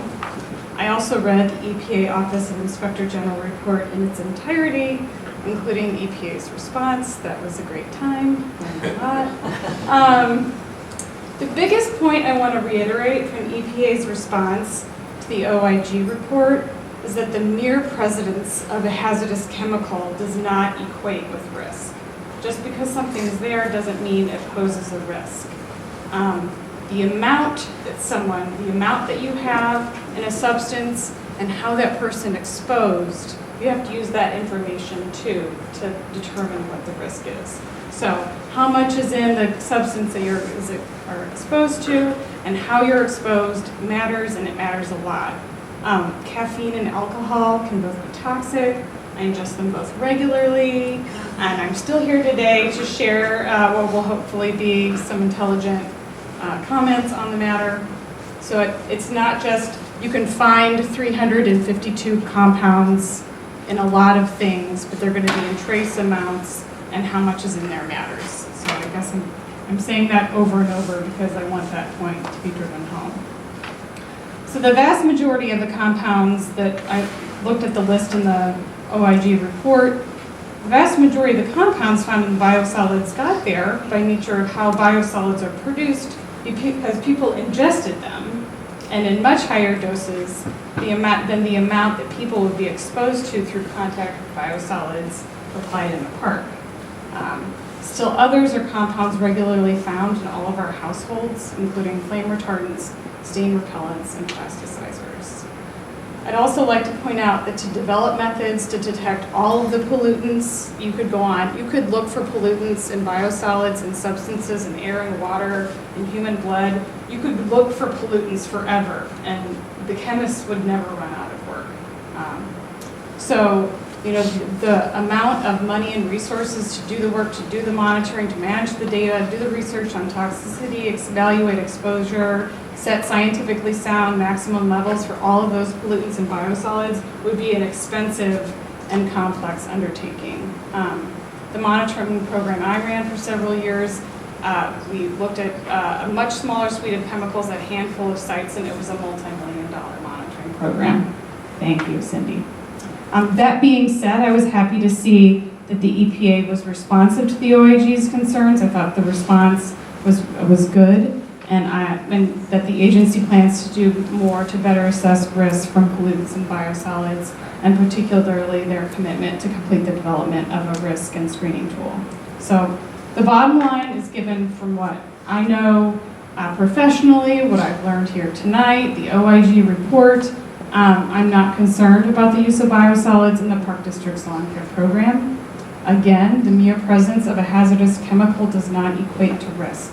The levels of the compound, as well as how much one is exposed to and how you're exposed to it matters. Use of animal waste products to fertilize lands is an ancient practice, and such recycling of organic matter to feed new growth is how nature works. Nature doesn't landfill all of their waste, it gets recycled into the environment.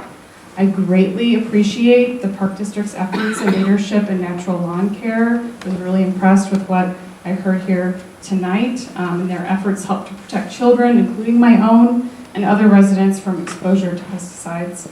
The turf looks great. I wish my lawn looked that good. I practice natural lawn care, but it's more like lazy lady natural lawn care. So, Christy, you could come on over and work on my yard if you want. That'd be great. So if people are concerned about exposure to harmful chemicals, a bigger bang for the buck would be I would encourage them to make changes in their own life and their home, pursue natural lawn care on their own property, toss the nonstick cookware with the PFAS, use fragrance-free and green cleaning chemicals, green cleaning products in your house, the list goes on. So thank you so much. I enjoyed Dr. Cox's presentation. I learned a lot tonight, and I want to emphasize how much I appreciate the Park District's leadership in this area. Thank you. Thank you.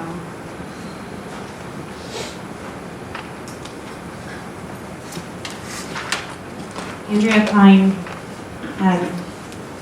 We're residents of Park Ridge, and I have 2 small children who use the parks. I feel like I can't come and sit as a resident and listen to all these great presentations about what the Park District is doing for natural lawn care and not speak up.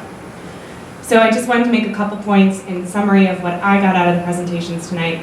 The people that you've heard from tonight are the experts. There's tons of details that they've presented to you tonight about the details of their jobs, and we need to trust that we've hired the right people to implement the vision of natural lawn care of the Park District.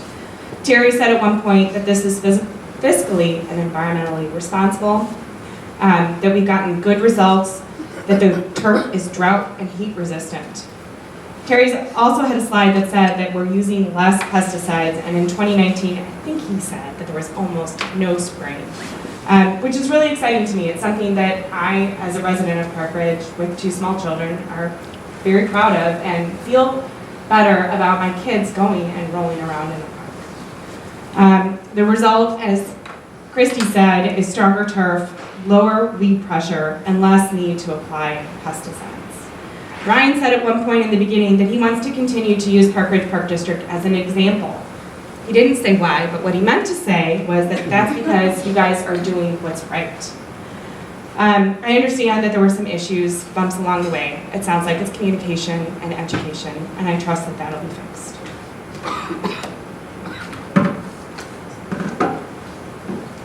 Thanks, Andrea. Other public comment?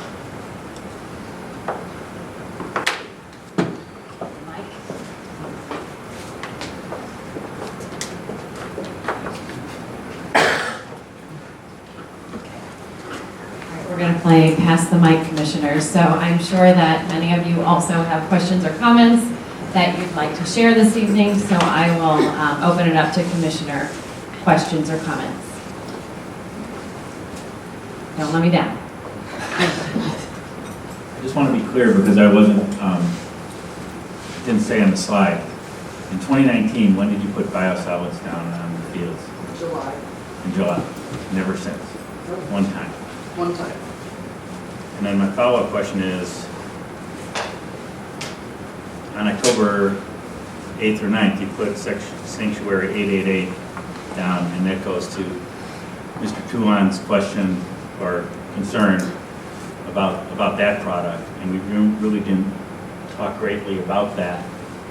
I think largely because we thought we were going to talk about biosolids. So I'm wondering if, and I don't know if this is the time for back and forth, but I'd certainly like to hear what happened with the Sanctuary 888 on October and whether it was applied within guidelines, and what his legitimate concerns are about the warnings that he sent out. Should I grab the mic? It's gonna get interesting. I don't know if I have my pedometer on though. If you need me to clarify, I can clarify one thing. I'll let you go Yeah. and then I'll. Yeah, just to clarify that question, so there are two different labels for pesticides as well as fertilizers. So what was presented was the first label, which is just a page or two, which is done by the EPA, and that looks at acute toxicity of it. So that looks at the acute toxicity of different certain diseases, like is it cancer causing, is it toxic for neurological, and like that. What the sheet that was referred to was the material safety data sheet, which is actually done by a different agency, which is OSHA, which is the Occupational Safety and Health. So that is more on hazard, not the toxicity. Those are two different terms by the biology. So basically what the hazard is saying, and for a lot of other synthetic fertilizers and pesticides, I'm guessing they would say the same thing for a hazard.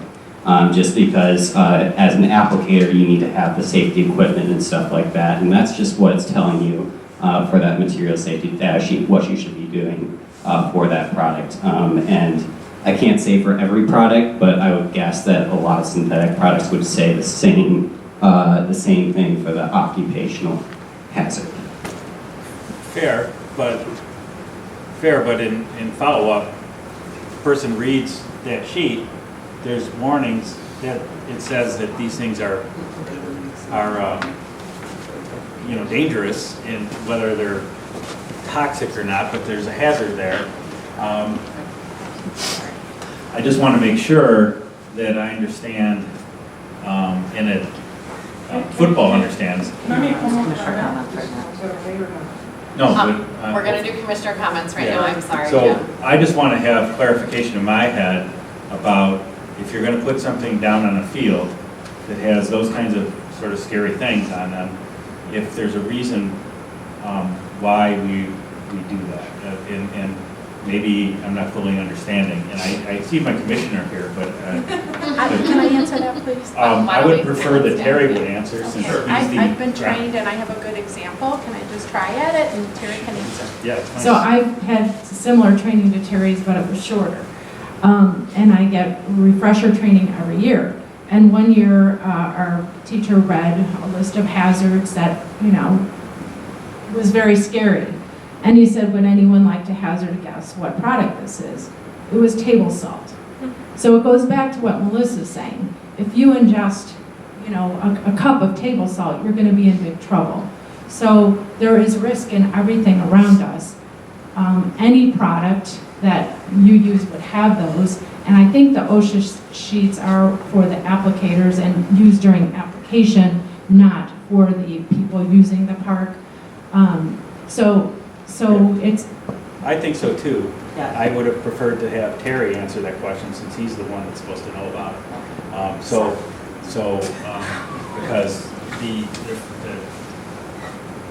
Because that, I suspect that that's the answer, but I want to hear the answer from the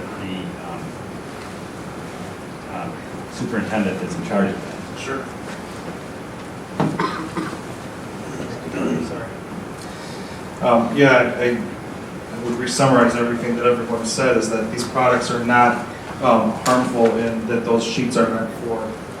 It's occupational, and so most of those sheets refer to the people that are applying it, which is why it indicates in that situation or in that note for sanctuary 888 about having like an eye wash station, because obviously you wouldn't have an eye wash station out there for the general public. So I shared that with some of those communications to indicate that here's what it is, here's what's going on, here would be, in the worst case scenarios, what you have to worry about. Because I thought it would help communicate and educate. In hindsight, I was putting out a piece of paper that has a lot of technical terms that not a lot of people are familiar with, and that was probably, as much as I was trying to be helpful by doing that, probably not really the best idea. It might have been better to have a little more discussion about the safety of it. There are, and interestingly, table salts, even just rock salts, sidewalk salts were one that, product that I would have referred to or talked about. But also toothpaste. If you look at your toothpaste at home, it will tell you that you should seek medical attention if you ingest it. Most toothpastes say that. It's something you put in your mouth every single day, but if you start eating it or ingesting it instead of spitting it into the sink, it can become toxic for humans and others. So again, it kind of goes back to what we heard from some of the audience, that it's about there's a risk there that doesn't make it hazardous for you necessarily, because it has to do with the amounts and ways that it's applied. So that product in particular is primarily comprised of bone meal. It's very similar to a lot of animal feeds. We spoke to the owner of the company. He informed us that the ingredients in that are very similar to and comprised of mostly the same things that most people feed their animals. It's animal feed. And so that's what that product comprises of. The date and the time that it was applied, because you asked specifically about the 9th, it was applied as part of our morning program. We were going through our process with the fertilizer program, and it happened to be around the same time that we were having communications with Park Ridge football about biosolids and the use of biosolids. So at the point in time that he requested that we no longer put anything down in the fields without discussing it with them or making them aware, it had already been put down on that field, and we felt that it was completely safe. It was being done completely in line with all applicable rules to the best of our knowledge. The one outlier to that is that we did not have these lawn marker signs, which we addressed, but that was the only manner in which that was not put down consistent with all of the laws and the following the product.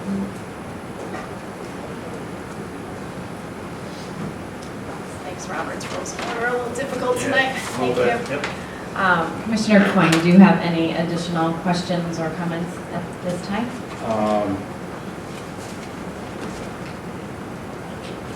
Just one on Sanctuary 888, I think. But also, I forget what Mr. Ryle's question was concerning leather applications, and so maybe you can address that, but that was about biosolids. So if we could skip back to Sanctuary 888 on the October 9th. You've been using Sanctuary 888 for some number of years, correct? Yep. And by application rule, you can apply it and use it immediately after application, or do you have to wait a period of time? By the product label, there's no re-entry interval time frame. Right. By a marker like this, it would just state that it needs to stay off until dry, which it's a dry product, so it would be able to be used right away. Right, so if the field is wet, because it was raining, does that mean that, is that the same as when the product goes, I mean, because you said the product goes down dry? Yeah, I mean, it does go down dry. If the field was wet and this marker was out there, it would indicate that you would probably stay off the grass. I wouldn't have concern. I wouldn't have concern over having my children out there with any of the products that we brought. Okay, thanks. Other commissioner comments? Commissioner Leduc? I had a question after Dr. Cox had a slide regarding the various levels allowable, and there was like a regular biosolids and then there was the exceptional biosolids, and I was wondering which one, like what type our park district was using and how it would compare to the ones used. Is it the same thing or is this different? We only use the exceptional quality biosolids or the EQ biosolids. Okay, thank you. I think that they're both called exceptional quality, just one is the compost and one is the biosolids, and that was the comparison where the compost is mixed with wood chips and the biosolids is just purely the biosolids. But they're both considered EQ products. And there was also a section that had the Part 503 biosolids, which were, my understanding, are Class A biosolids, which are used in different applications, but are not part of the EQ biosolids that we use. So, Yes, that's Sorry, correct. it's just. Sorry. you want to- Let's see the chart again. do you want us to move back to that chart? Or?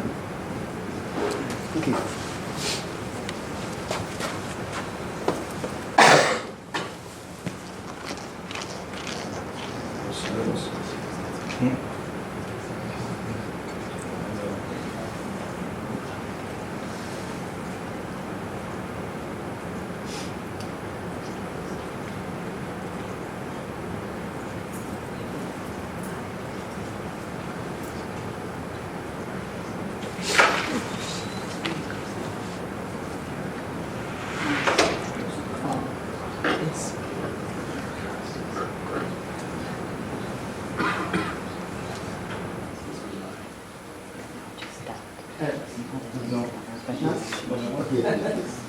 This one, right? Is that the one? Is this the one you were referring to? I think it was the list that had the. There was another one. Yeah, there was a more extensive This one? list. Yeah. Yes. All right. So this is the federal standard, the Part 503 standard. This is the levels for exceptional quality. Yeah, so this is the levels for exceptional quality. If your biosolids have this amount, it could be applied to land, but with some restrictions. But if it is of this quality, exceptional quality, it could be applied to land with no restrictions. And then this is our air-dried biosolids. These are the levels that are much lower than even the exceptional quality biosolids. And then the EQ compost, which is the biosolid that is blended with wood chips. So it is also EQ. And then this is melogonite. Melogonite is actually very similar to our regular biosolids. It's just that ours is air dried. Milwaukee's melogonite, it is heat dried and into pellets. I guess my question goes to which specific, like what specific type is used? Yes. Okay, so this is the one that has been used at By our parents. Yes. Okay, great. Thank you. That's what I was trying to figure out.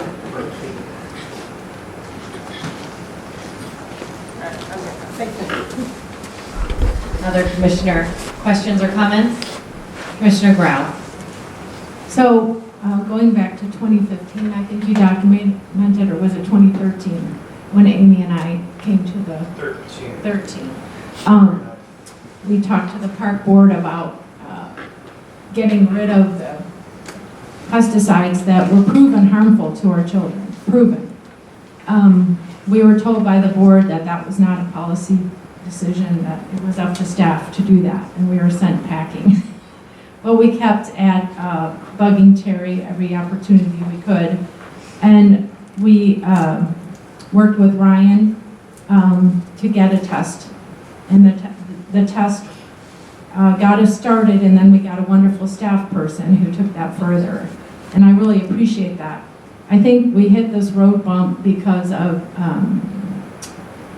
cultural feelings about biosolids, about not taking precaution or not explaining something that we maybe knew would potentially get people to say ooh or worse.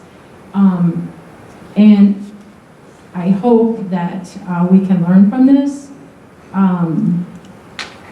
As mentioned, Christy has been going around and speaking as an expert and helping other groups do this. And it's not just the products and the mechanical and cultural practices, it's also communication with our users. And maybe that's where we failed, because this story should be further in our community. Our community should know how safe we've made our parks. And it's been frustrating to me that that hasn't happened. So I hope that we learn from this, and that we all come together and make this a stronger program. And thank you for the people that made this happen. Other commissioner questions or comments? All right, I'll go before Commissioner Leishman. So I have a question about the Illinois Lawn Care Products Application and Notice Act. We were using it for pesticides, putting the proper notice signs up, but for fertilizers, we weren't using it. And we weren't using it for fertilizers that were both either synthetic or organic fertilizers. Are biosolids considered an organic fertilizer then? Would they fall into that category? I actually don't believe,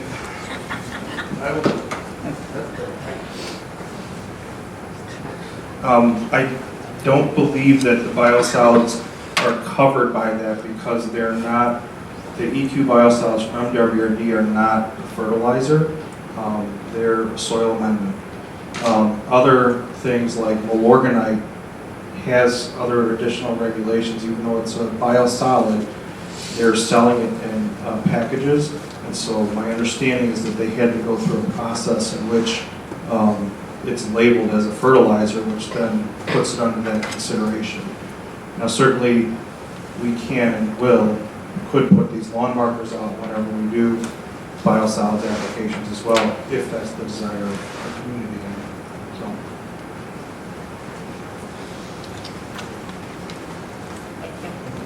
I think that's just an important distinction to note as we move forward and make decisions as a board, how encompassing that law may be, and then how we want to tweak it for Park Ridge. So I'm really grateful for the staff tonight and kind of working us through this journey. I'm grateful for some of the experts who have come to join us tonight and share their knowledge.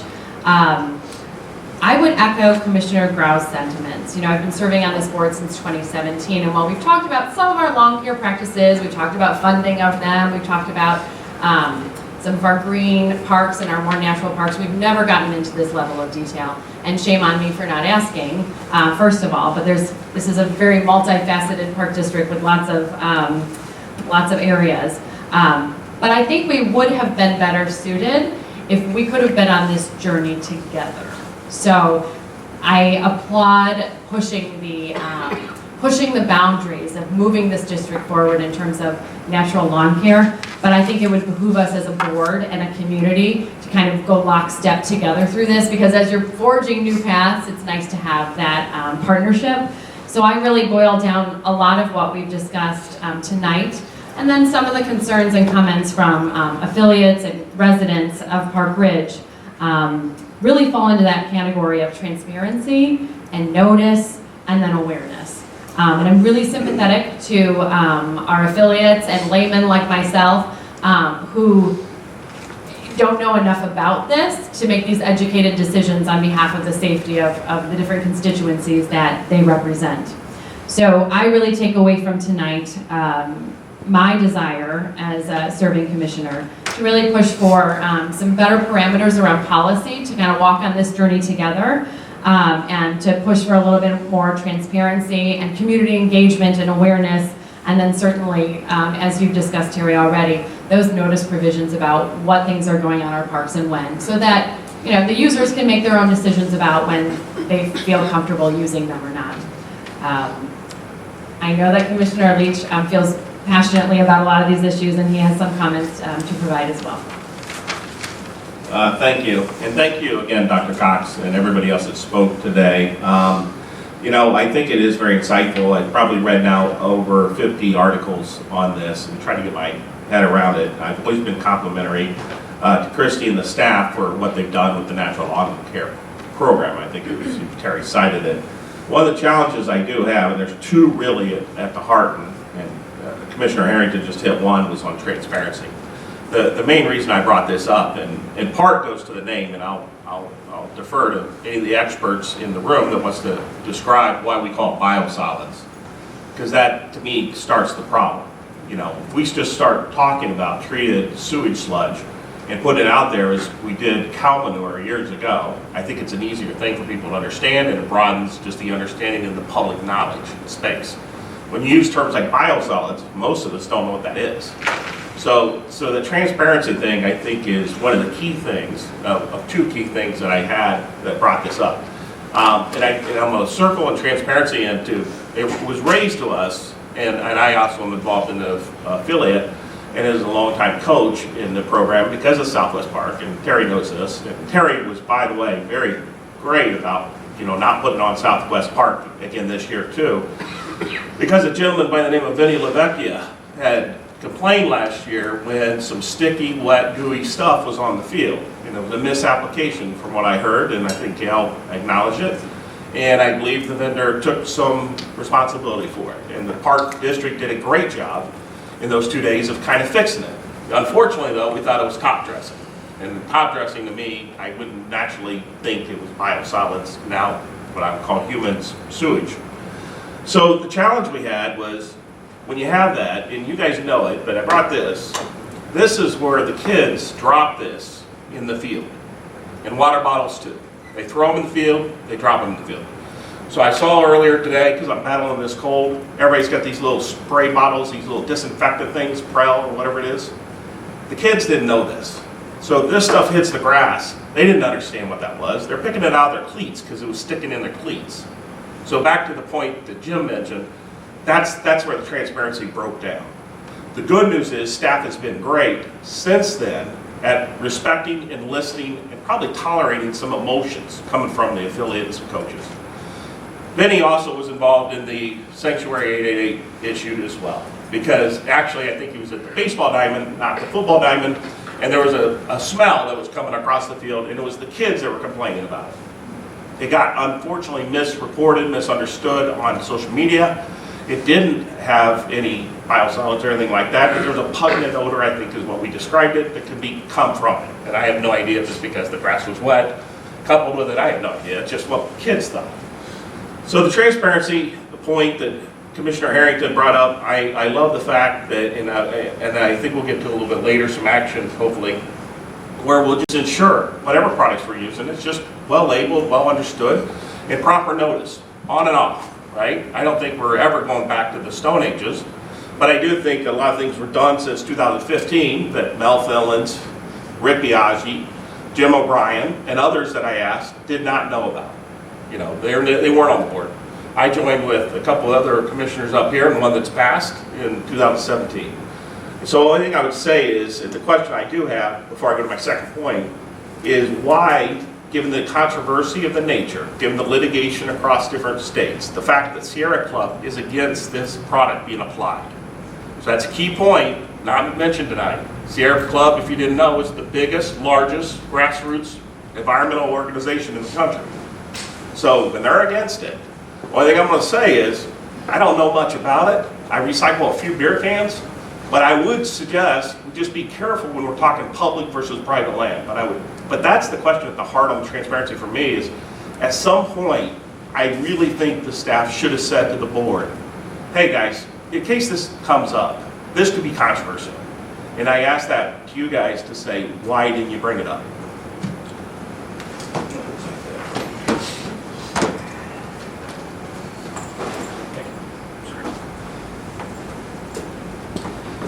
I will, first of all, take full responsibility for what is apparent lack of transparency here.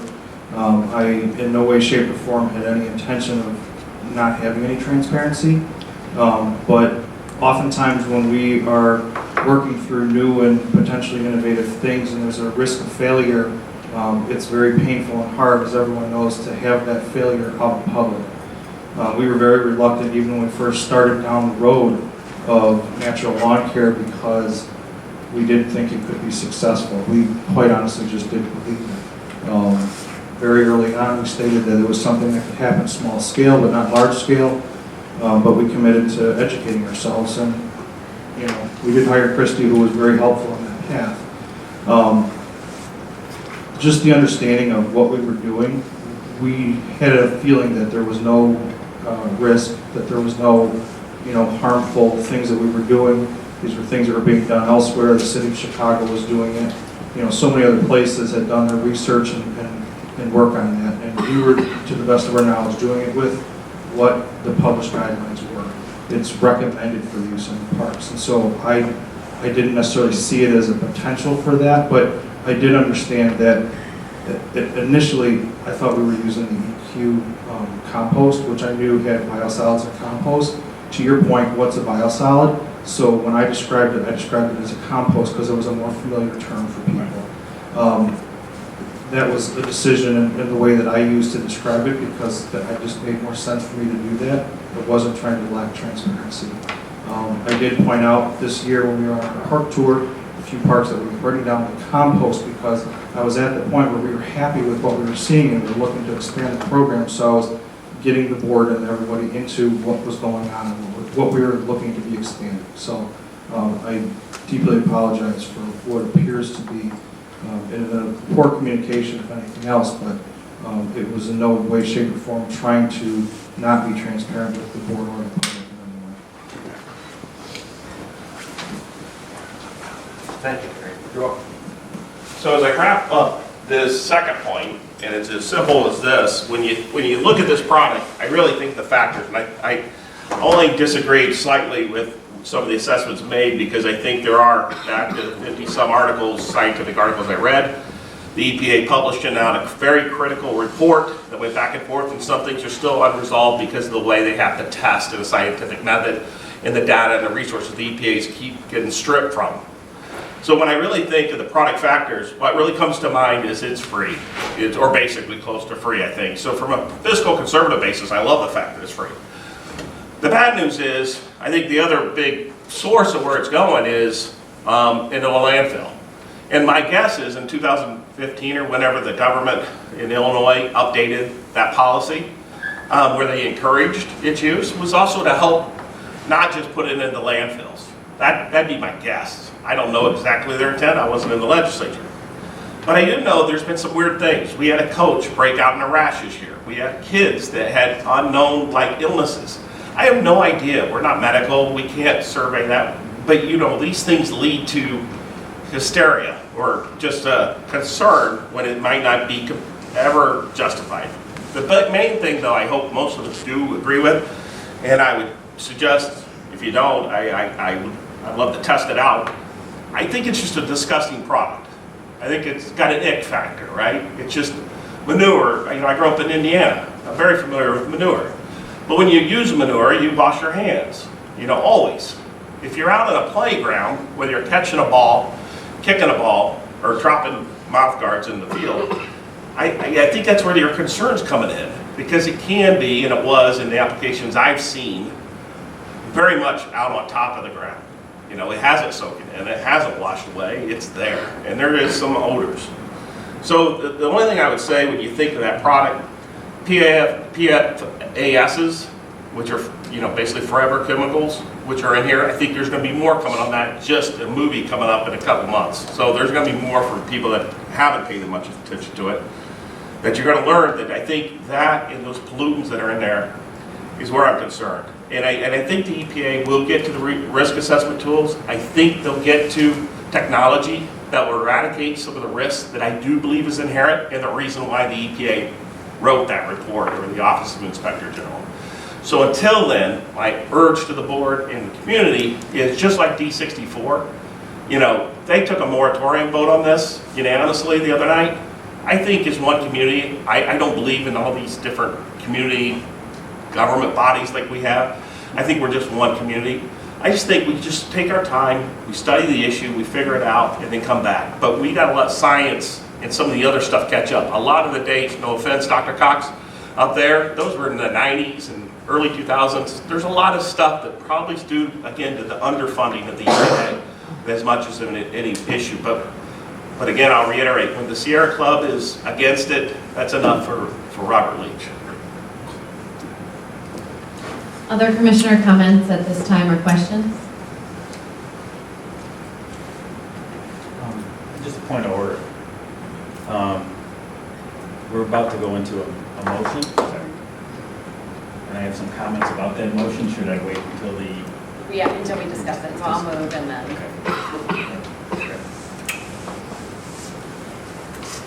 All right, so as far as next steps on our agenda, the next item is to take some board action, and that would be the appointment of a task force to study the application of biosolids and lawn care products to the Park District plan. So building on the education of this evening and then moving forward with some action. So I will make the motion. If I can get a second, then we can have discussion about that motion, any amendments or any concerns or comments about it. I move to suspend the use and application of biosolids immediately on all Park Ridge Park District land until 1, a lawn care products application task force is created by this Board of Commissioners to study the matter of applying lawn care products and biosolids to Park District land. 2, such task force has reported its findings and recommendations to the Park Board no later than April 30th, 2020. And 3, a comprehensive lawn care policy for the Park Ridge Park District has thereafter been adopted by the Park Board. May I have a second? Second. Now, we can have some discussion on the motion itself. First, I want to point out that there's already a moratorium in place, that the staff has communicated publicly that there would be no use of biosolids until the spring or until a policy was adopted. I think that's been put on the website and shared with affiliates and others. 2, I wanted to point out that the April 30th date of 2020 would be in line with any potential biosolid application, as we saw from the typical scheduling of when that may or may not occur. And I think that's the second point. But I will turn it over to other commissioners now to share your comments and feelings on the motion.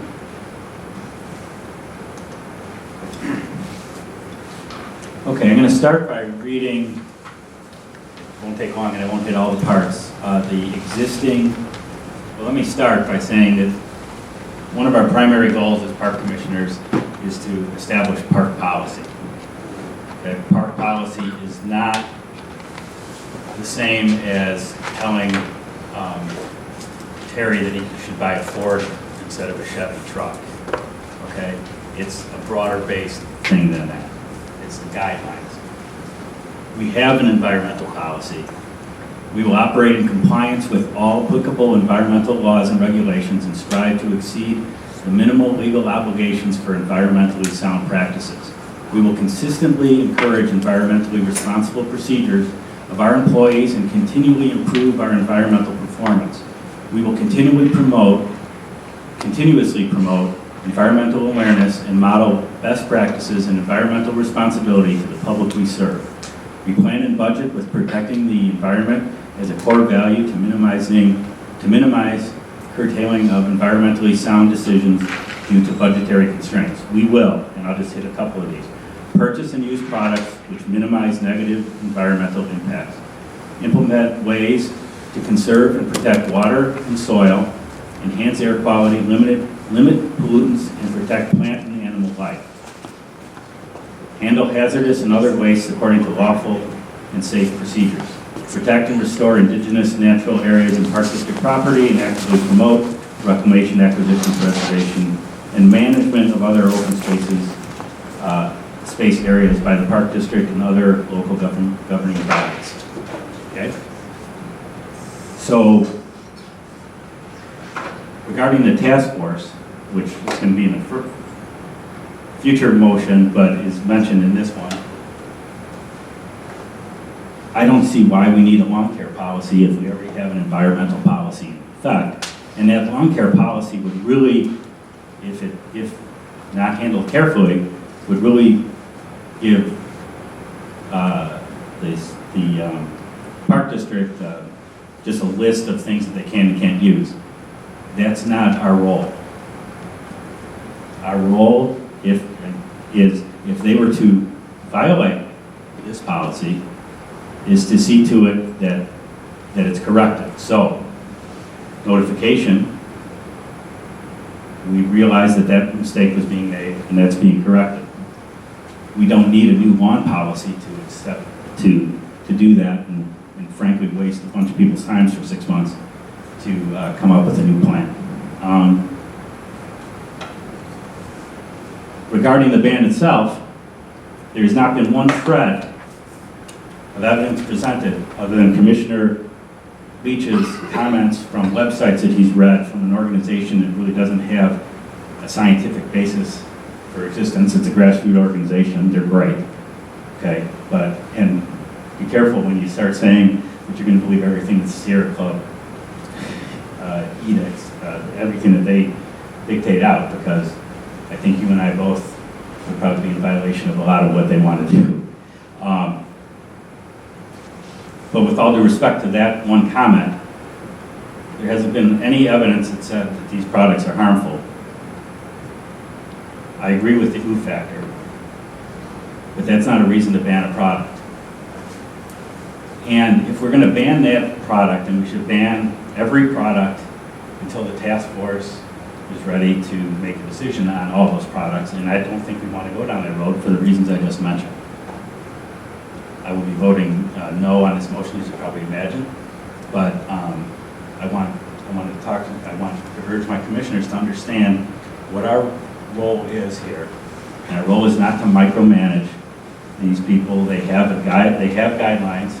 I think those guidelines address the specific issue that was brought up, and we need to hold them to task on those things, but we do not need to create another policy on this particular issue. Thank you.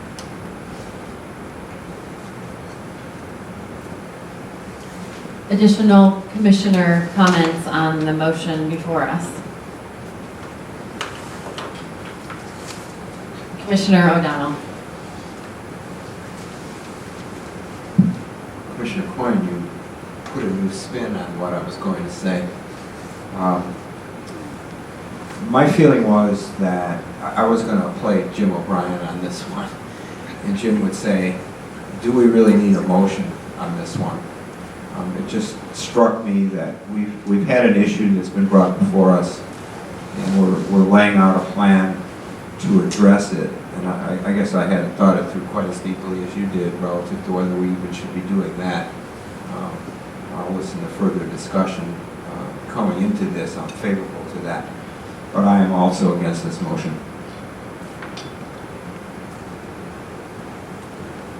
Actually, Commissioner Leduc. You know, when I first heard about the biosolid issue, it definitely was a little horrifying to me.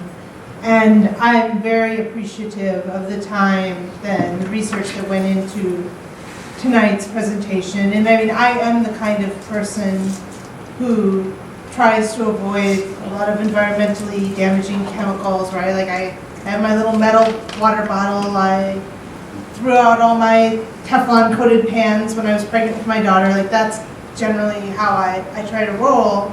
And I have to say, my mind is a lot more at ease learning about biosolids after this, learning about how the ones that our district are using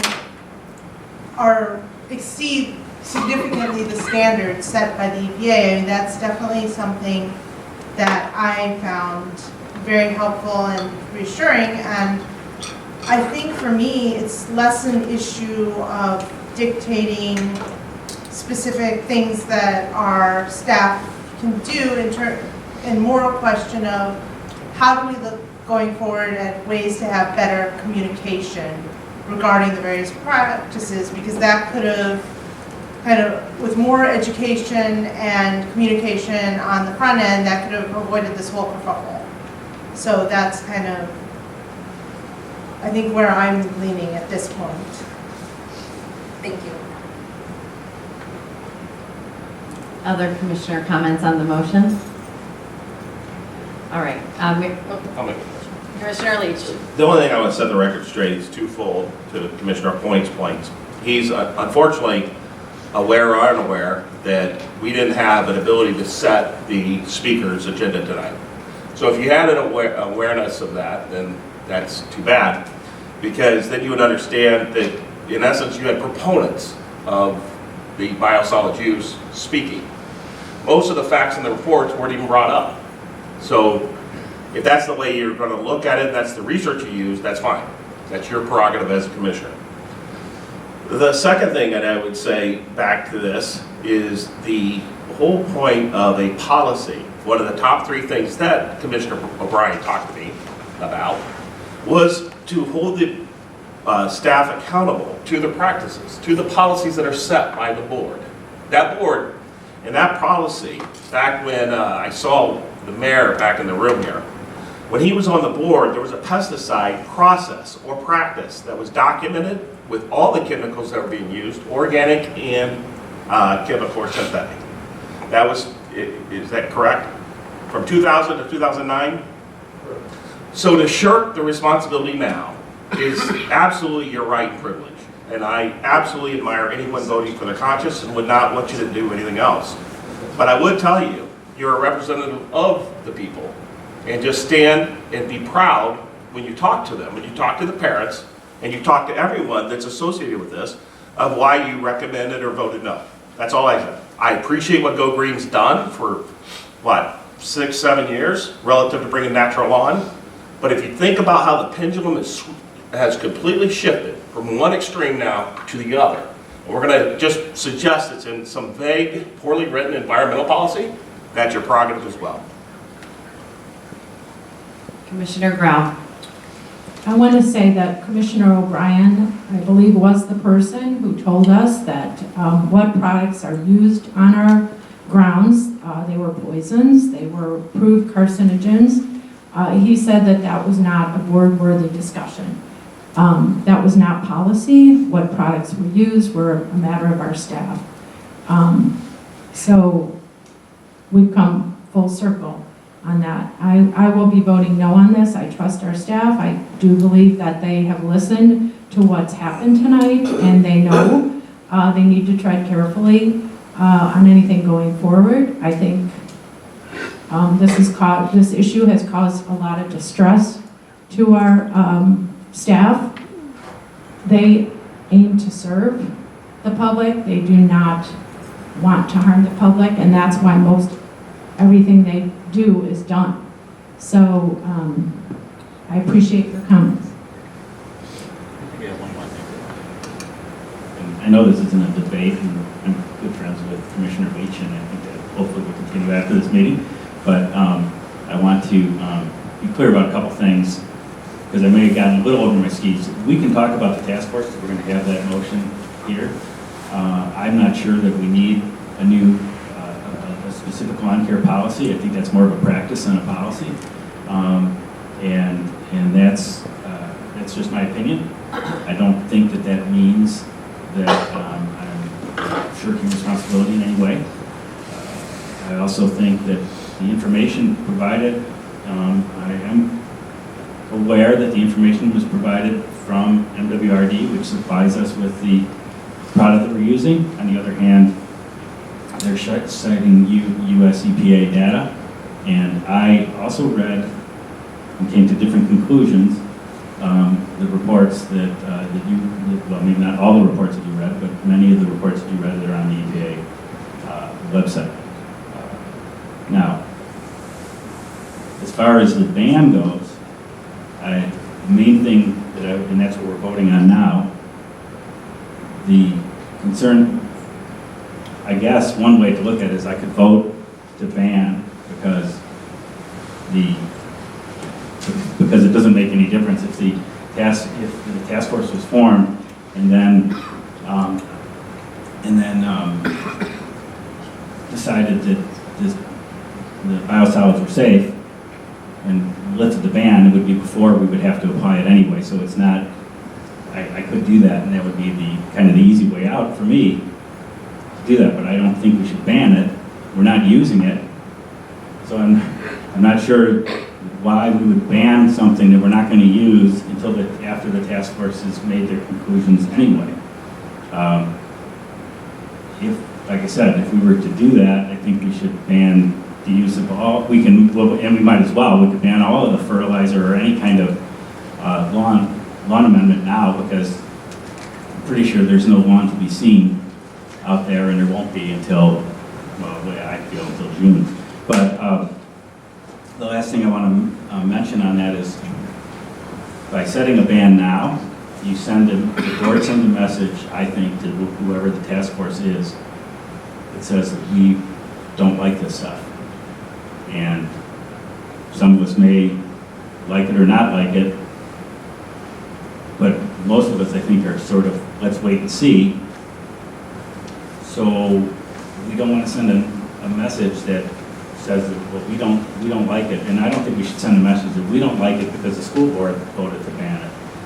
Because they didn't do, as far as I know, the school board didn't do any research whatsoever. And they actually have people here in the audience today gathering the information so that they can go back and decide whether their moratorium should be lifted. So I think we should call the question.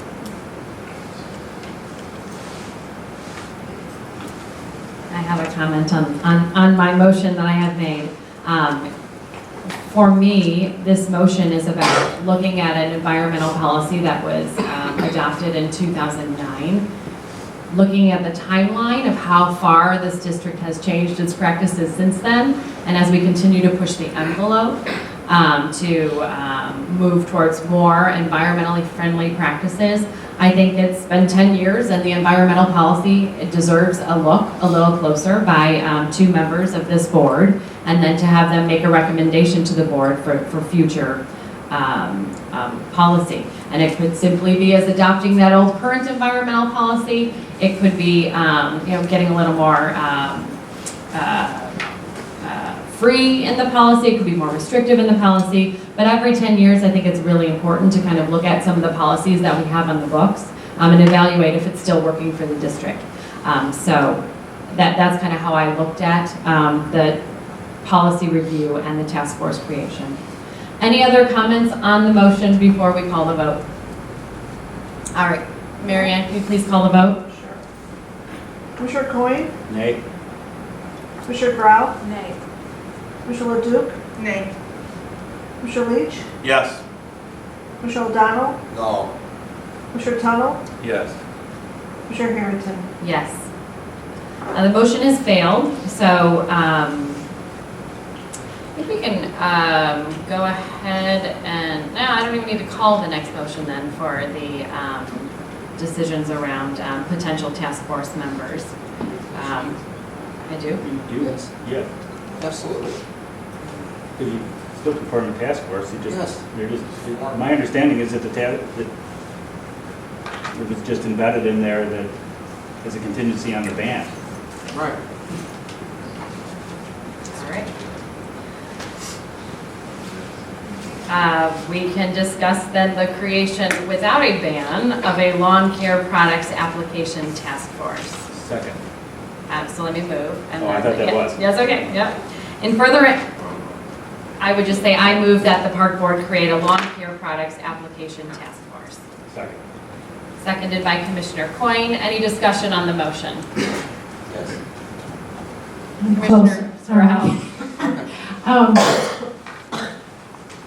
Just going back to what you said about the earlier motion, I think what you said is very interesting, Harmony.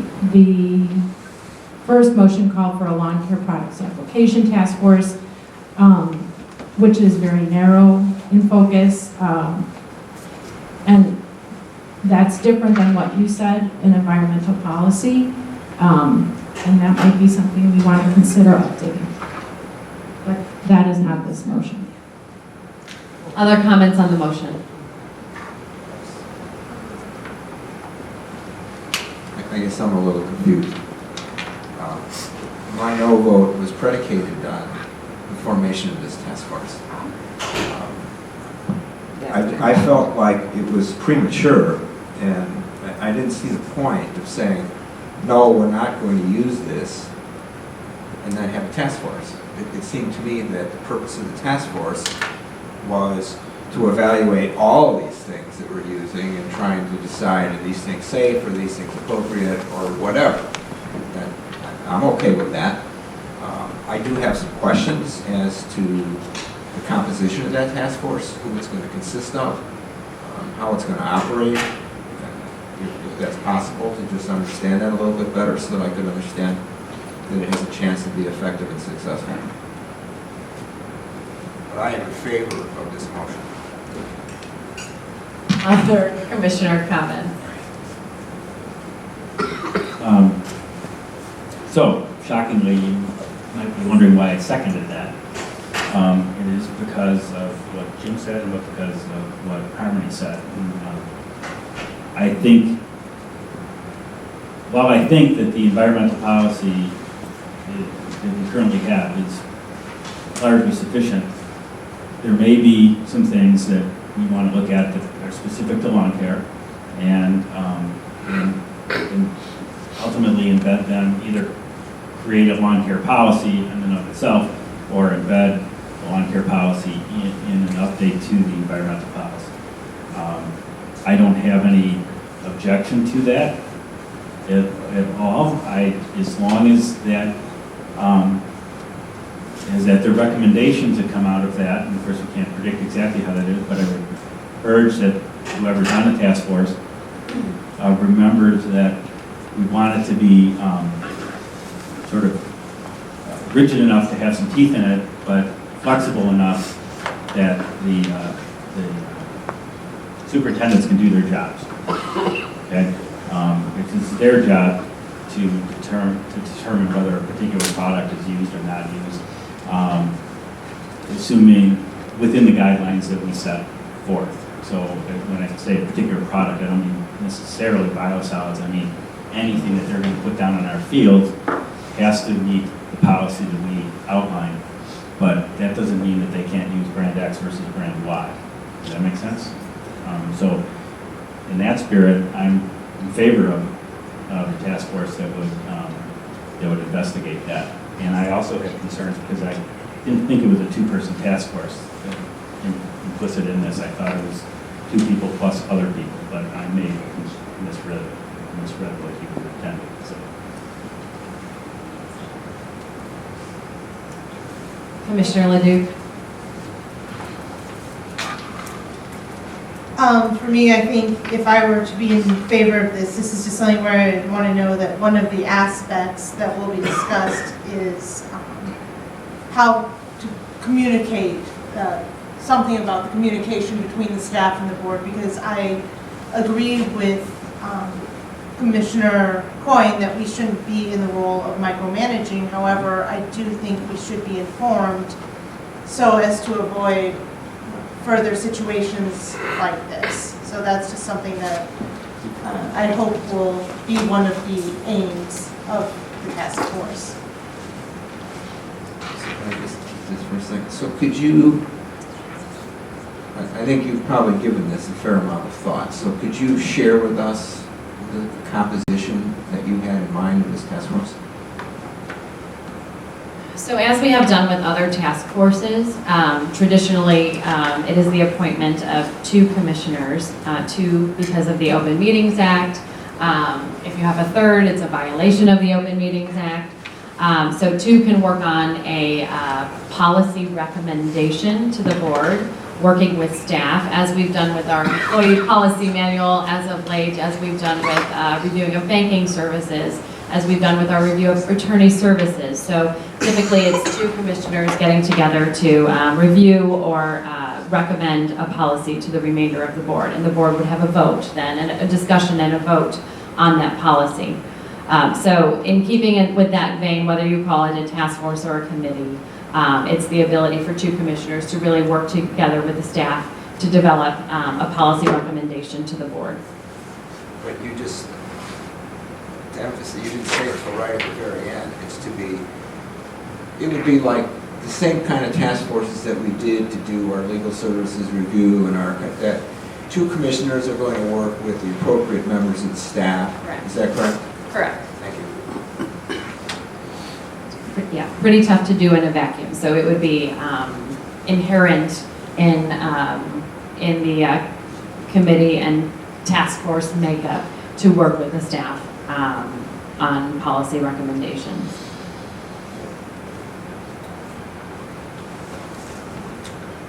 Commissioner Leach. One last comment. I just want to hit it. 2 commissioners that have used the term micromanagement. So once again, from 2000 to 2009, there was a product list that every commissioner up here at that time signed off on, I believe, a monthly basis. When did the commissioners see it in the report? Because I know Marty can explain it. I'm not sure we saw it for the first time when you saw it. Right. It was in 2009, it was a board approval. And in 2010, the director that came in, it was not me, made it a practice. But it was a practice for 9 It years. was not a problem. I don't know how many years. I'm not sure. Marty, do you want to explain how many years it was? I served from 2003 to 2011.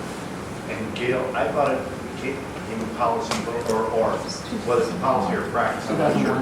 But I thought it became, it was thrust into the limelight when one of the news channels, Gail Wilkman tells a story, the reporter was Anita Padilla, attended a board meeting specifically. It was not on, obviously this, it was on pesticides and that kind of thing. It's not using pesticides, right? Yeah. and So that was in, Mary Ann clarified that I was not involved with that part of the business, but it was from 2001 to 2009 that it was a board-approved policy. A new director came in, not me, in 2010 and took that, and I don't know what happened with the board communication with that, but it became a practice that it did not go to the board. So we just became aware of that practice, even though a lot of it was happening, as Terry said, once we started working with Go Green in terms of documenting in 2013-ish, 2015. So the first time I even saw that was when it was requested from Mary Ann from Commissioner Leach, because there's a lot of things from when you have transition and people coming in and out that we haven't even seen, right? There's documents that were in files, and that was a practice. So it's not something that was being violated by staff to not bring it to the board. No, and I didn't, thank you again, Mayor. So the real issue I want to bring it up is, once again, and despite Commissioner Grau's point, I think the litigation is still going on right now with the Roundup Monsanto type products that were applied and we went away from, and no one's suggesting we should go back to.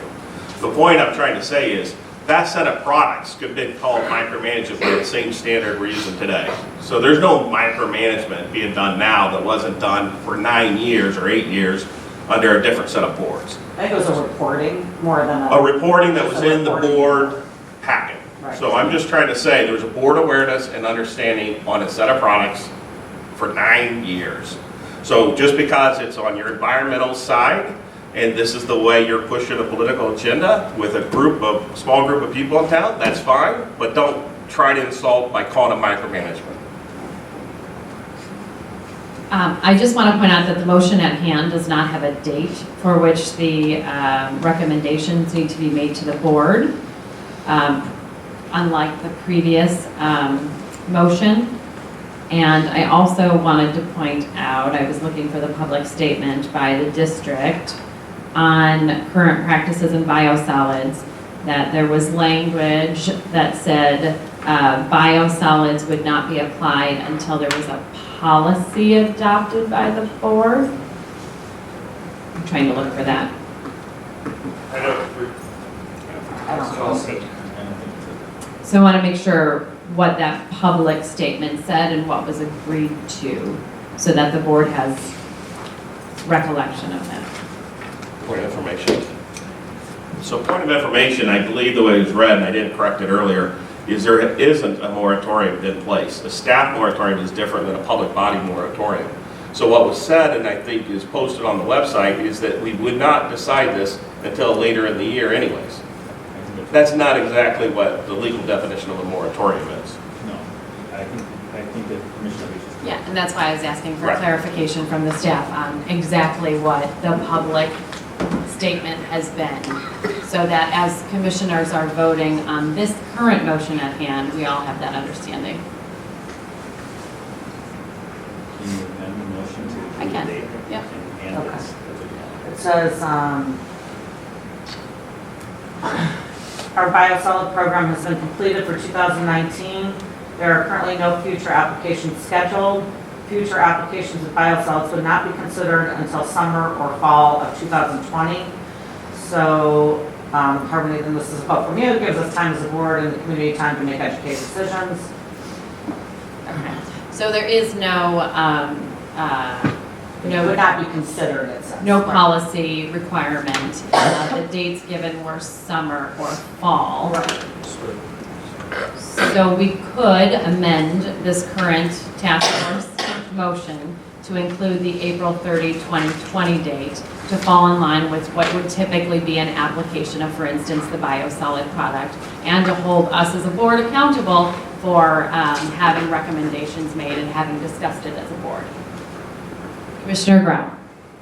Okay, so I'm hearing that there would be a couple of outcomes from this task force. One might be a list of products that goes to the commissioners every year to approve.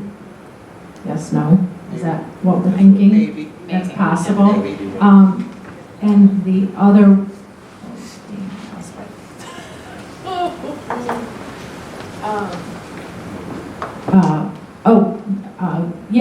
So it also might be communication, policy type decisions rather than discussing individual products, which could come up, but it would be under an umbrella. Okay. So given that I have made the motion, I'm going to amend it to include the April 30th, 2020 date. Anyone have any comments? I second the Oh, amendment. thank you. Anyone have any comments on the amended motion? Concerns? Other than your cold. All right, why don't we call the vote on this motion? Commissioner Grau? Yes. Commissioner Leduc? Yes. Commissioner Leach? Yes. Commissioner O'Donnell? Yes. Commissioner Tuttle? Yes. Commissioner Coyne? Aye. Commissioner Harrington? Yes.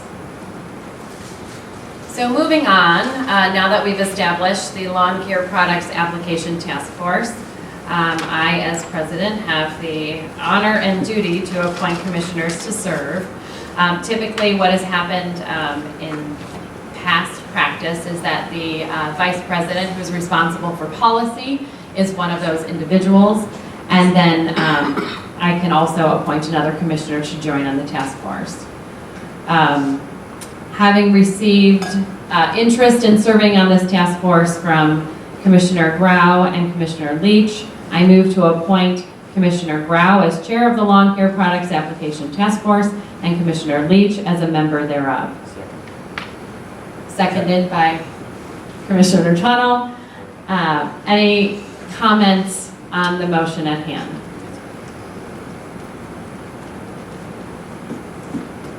Hearing none, let's take a roll call. Wait a second, I do have a question. Oh. That's going to be recorded. All right, let's take a roll call vote. Commissioner Leduc? Yes. Commissioner Leach? Yes. Commissioner O'Donnell? Yes. Commissioner Tuttle? Yes. Commissioner Coyne? Aye. Commissioner Grau? Yes. Commissioner Harrington? Yes. And now, thank you to all who have come to join us on this journey. Thanks for coming to here. Thanks to our staff and to our guests who have come to help educate us. I move to adjourn the meeting of the Park Board of Commissioners. Second. All in favor? Aye. Any opposed? The meeting is adjourned.